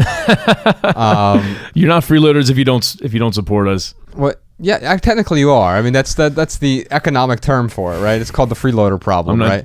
Yeah, I'm not judging anyone for it. No, I'm not judging you either. You're a freeloader, and I'm okay with that. It is what it is, dude. My insecurities reflect the mirror. And so here's the thing, like, I go out of my way, I listen to a bunch of podcasts, and anytime I can support them monetarily, of course. Or here's the other thing, so YouTube, YouTube is my crack. It still is my crack, right? And the best $12 I spend every month is I spend $12 for YouTube because it makes it 100% advertisement free, YouTube Red. Oh, that's awesome. And I listen to YouTube quite often as I didn't know like you could do that. Yeah, it's $12 a month, and it cuts out every single ad. That's why we just watched those videos of the Martin Luther King thing earlier. There were no ads that popped up because I pay $12 a month, and I can right from my phone. It allows you to not watch the video and just listen to the audio, because some podcasts are just video podcasts, and I'll listen to them on YouTube, and I can do it right from my phone, and there's never an advertisement. And so I'm willing to pay for those advertisement free things, and so you all can do that with this podcast. Well, if you can't afford it, totally understand. You're welcome to be a freeloader. That's not a judgment. It is the technical economic term. All right, now it's time for our added value portion of the show. This is where we each talk about something that has added value to our lives recently. All right, Ryan, has anything added value to your life recently? Dude, I picked up a Columbia roast from Blue Bottle Yeah. the other day. Well, there's What I'm shocked by is they were bought by Nestle. They weren't bought by Nestle. Yeah, they were. No, I thought Nestle just bought a bunch of stock, invested a bunch They're of owned money. by in Nestle. them. They're owned by Nestle? Yeah, now? but their quality hasn't changed. No, the and- quality hasn't, but the quantity has changed. Right. I mean, there are more shops popping up everywhere. In West Hollywood, there are like 3 shops. And So a shop opened up about a block away from my house. I'm lucky if I can get in there and get beans. oh yeah, they keep very few retail beans. It is like in stock. when I say quantity, like it's hard to get beans at a retail store. Online is the best place to get it. But the good news is California just legalized coffee, and so soon you'll be able to get more of it. So anyway, go to bluebottle.com, go to Single Origins, and there should be a Columbia there that you can order.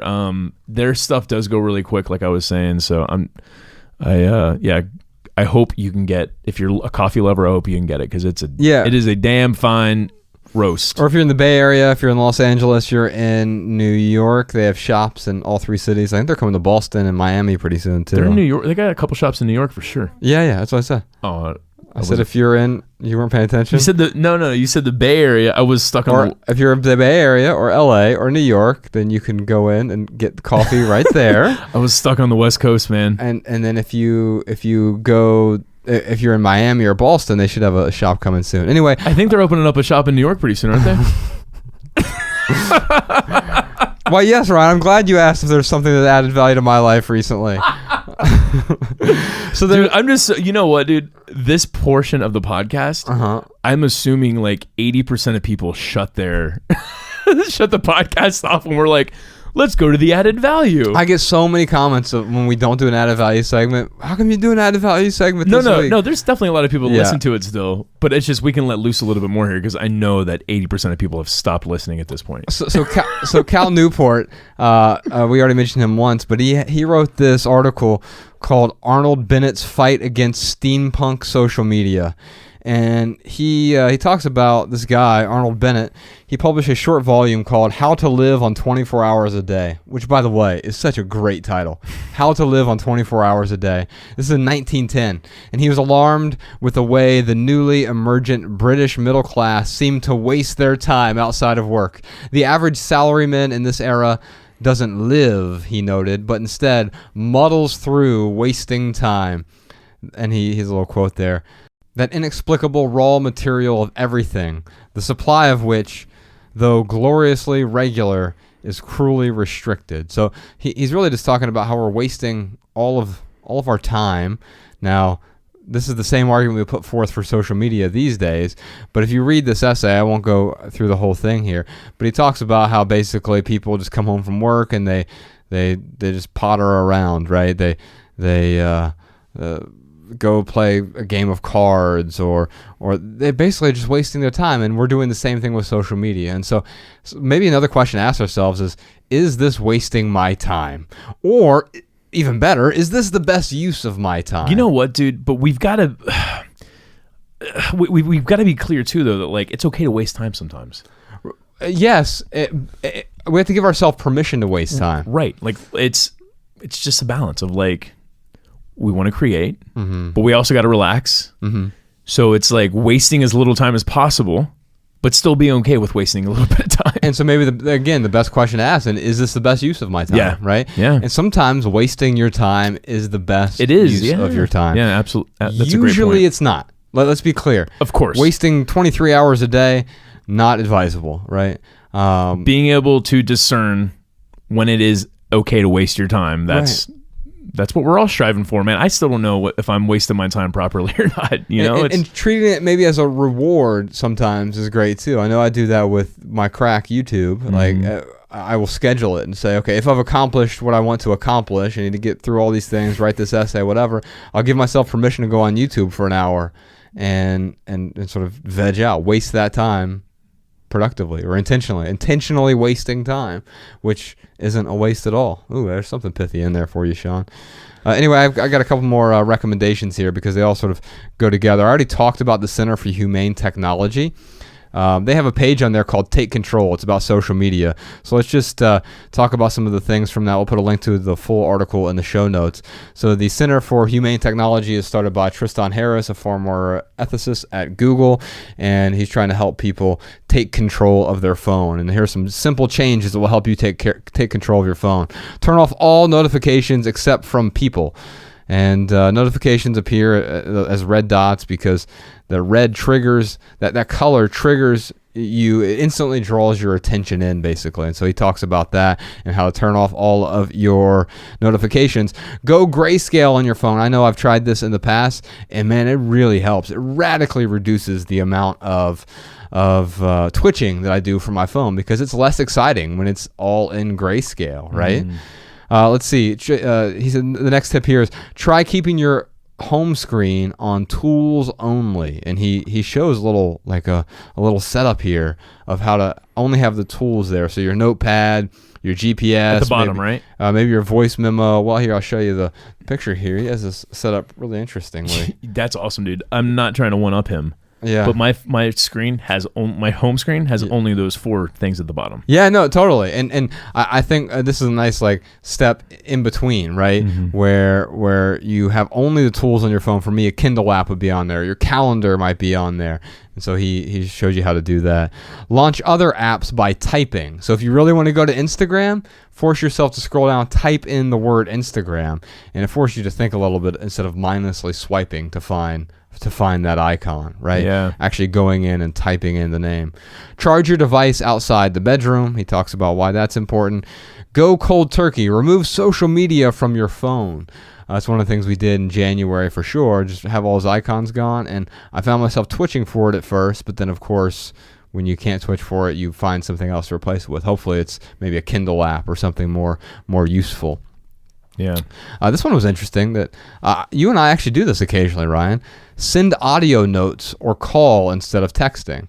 We will often send audio notes, especially if it's and the reason he says that is that studies show it's common for people to misinterpret text messages. Now, as a writer, the thing that I try to do is make my text messages more clear. Right. In fact, it's one of the things I teach my writing students in the How to Write Better writing class is I say don't use emojis because if you use your vocabulary correctly, you can do better than an emoji, right? You can do better at communicating. Yeah. And so, but although in the same token, an emoji can communicate so many words with just a picture. It absolutely can. But if you're trying, my point is, if you're trying to improve your writing, how can you?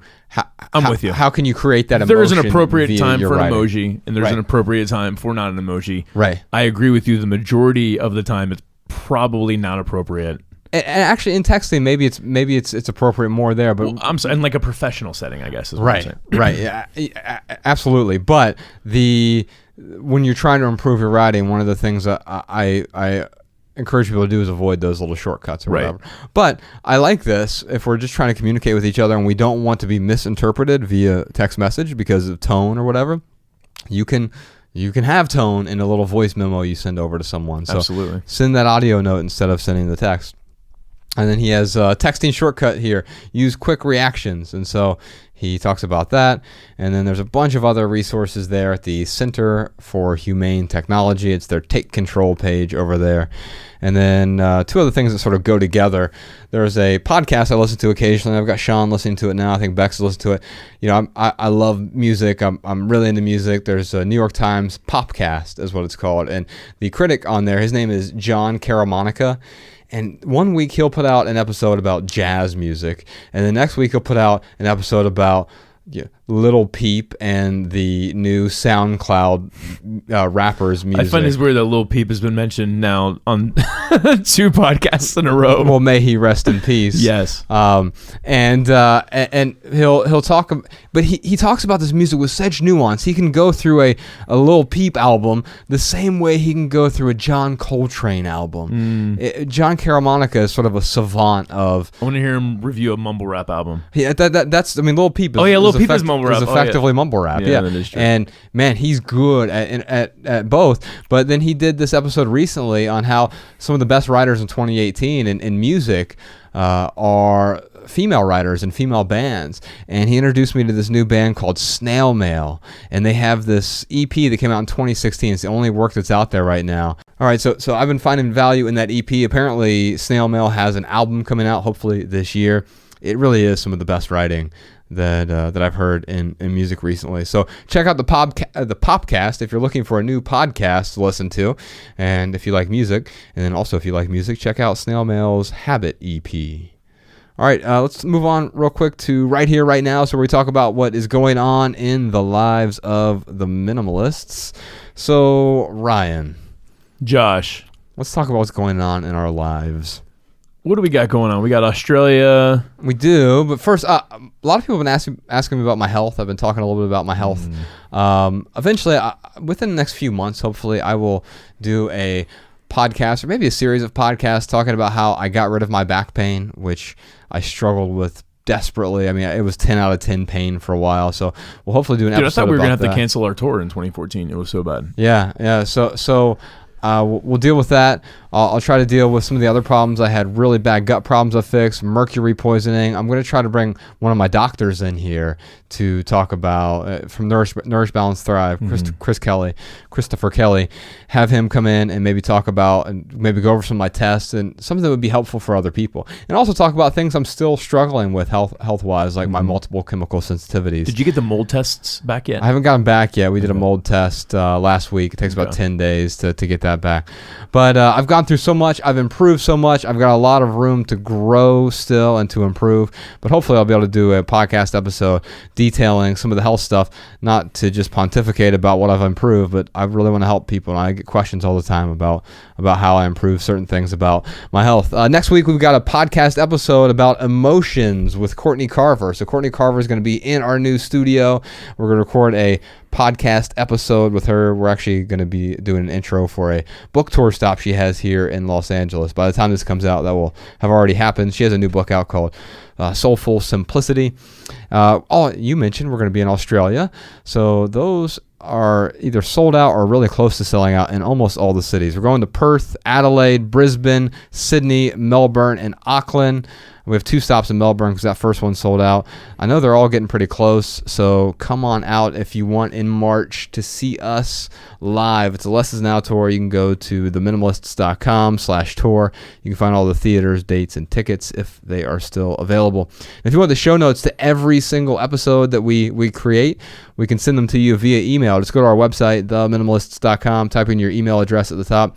We'll send you any new podcast episodes, all the show notes, everything we mentioned. Also, any new essays that we publish, anything that we write, you'll get there for free. You also get some occasional news updates from the Minimalists, but of course, we'll never ever send you spam or junk or anything like that. No advertisements, no pop-ups. All that stuff is no fun.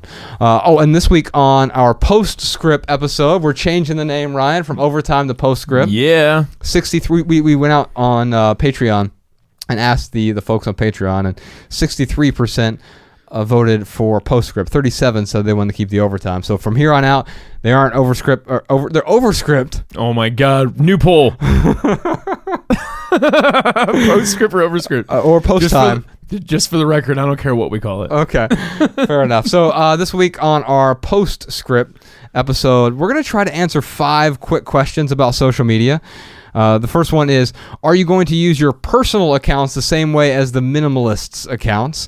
And we're also going to answer, did you spend more time on phone calls in place of social media, and did you enjoy that while you were off? what did you miss the most about social media? And is there any lingering desire to cut it out entirely? I think you're going to be surprised by some of our answers on some of these. Did your relationship with people change because of not using social media to connect? My answer to that is yes, but not how you might expect. So we'll cover that. Why black and white photos on Instagram? Well, we'll talk about that too. And did you sleep better without having social media? And the short answer to that one is yes. And I think I'll tell you why. It may not be what you're expecting. But you can find that only on for our Patreon supporters over at theminimalists.com. You click on the donate button at the top. You can support us via PayPal or Venmo. PayPal or Venmo. Or if you support us on Patreon, you get access to all of our bonus episodes, what we're calling our postscript episodes, but also live streams. We even did a anti-consumerism meditation a few months back, and you'll have access to all the old archives of the Minimalists private podcast. Now, I know what you're at home saying, but I don't want to log on and have to listen to your podcasts on my computer. And I would say the same thing. That would suck. I wouldn't want to support the podcast if that was the case. But the Minimalist private podcast actually shows up in your regular podcast feed, whatever you're listening to right now. If you're on Apple Podcasts or Google or Overcast or wherever, all you need is the private link from our Patreon page, and it will show up every time we publish a new postscript episode every week, or if we publish something else into that private feed. Oh, we do live events as well. So we have the Philadelphia event. People were rioting like crazy at our Philadelphia event. They were breaking windows. They were so happy to see us. Flipping cars over. That's how people in Philadelphia show their cheer and happiness. Yeah, their appreciation for simplicity. That's right. We also published the Tampa event and also our Detroit event. We've got some other ones that are coming up as well. So live events that are exclusively on the Minimalist private podcast. Just head on over to theminimalists.com. Click donate at the top if you're interested in hearing more and hearing our answers to all those questions. Also, we're going to do a private tour for our Patreon supporters of our new studio space. Since y'all paid for this space, we figured we'd give you the private video tour. We're still waiting on the lighting to be installed. We have to have a metal fabricator change some stuff. But once that's in here, we'll do a private tour of our new studio space. Yeah, no offense to everyone else, but you obviously don't care anyway because you're freeloaders, according to Josh. Well, yeah, and according to economists. No, we appreciate the freeloaders. Hell yes, we do. Yeah, I mean, and here's the thing. I also realize that not everyone can afford to support us monetarily. What we're trying to do is create other meaningful creations for the people who want to go out of their way to support us. But if you can't support us, that's okay. It's totally okay. We still love you. We're going to keep giving this to you 100% advertisement free. If you can't support us with money by listening to our podcast, you're still supporting us. Yeah, absolutely. So all you freeloaders, you're still supporting the hell out of us, and we thank you very much for it. Yes, indeed. And right. Josh and I will continue to support you. Yes, we will. We'll continue to produce meaningful creations. We'll avoid content creation and content generation and try to record episodes that add value to your life. Ryan, you got anything else right here, right now? Man, I've got this huge stack of voicemail comments and tips from our listeners. Hi, this message is in response to Kelly, who had a question that you guys read on the Collecting podcast about being a wife and mother to collectors. And as a fellow wife and mother to 4 collectors and 1 husband collector, I just wanted to share what's worked in my life.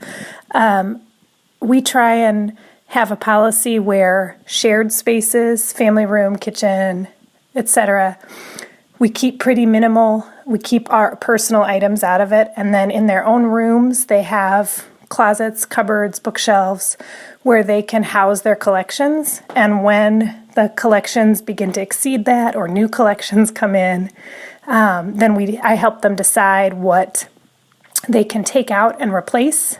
And that helps them to think about what they really have and use it. And if they're not using it, then they're typically willing to get rid of it.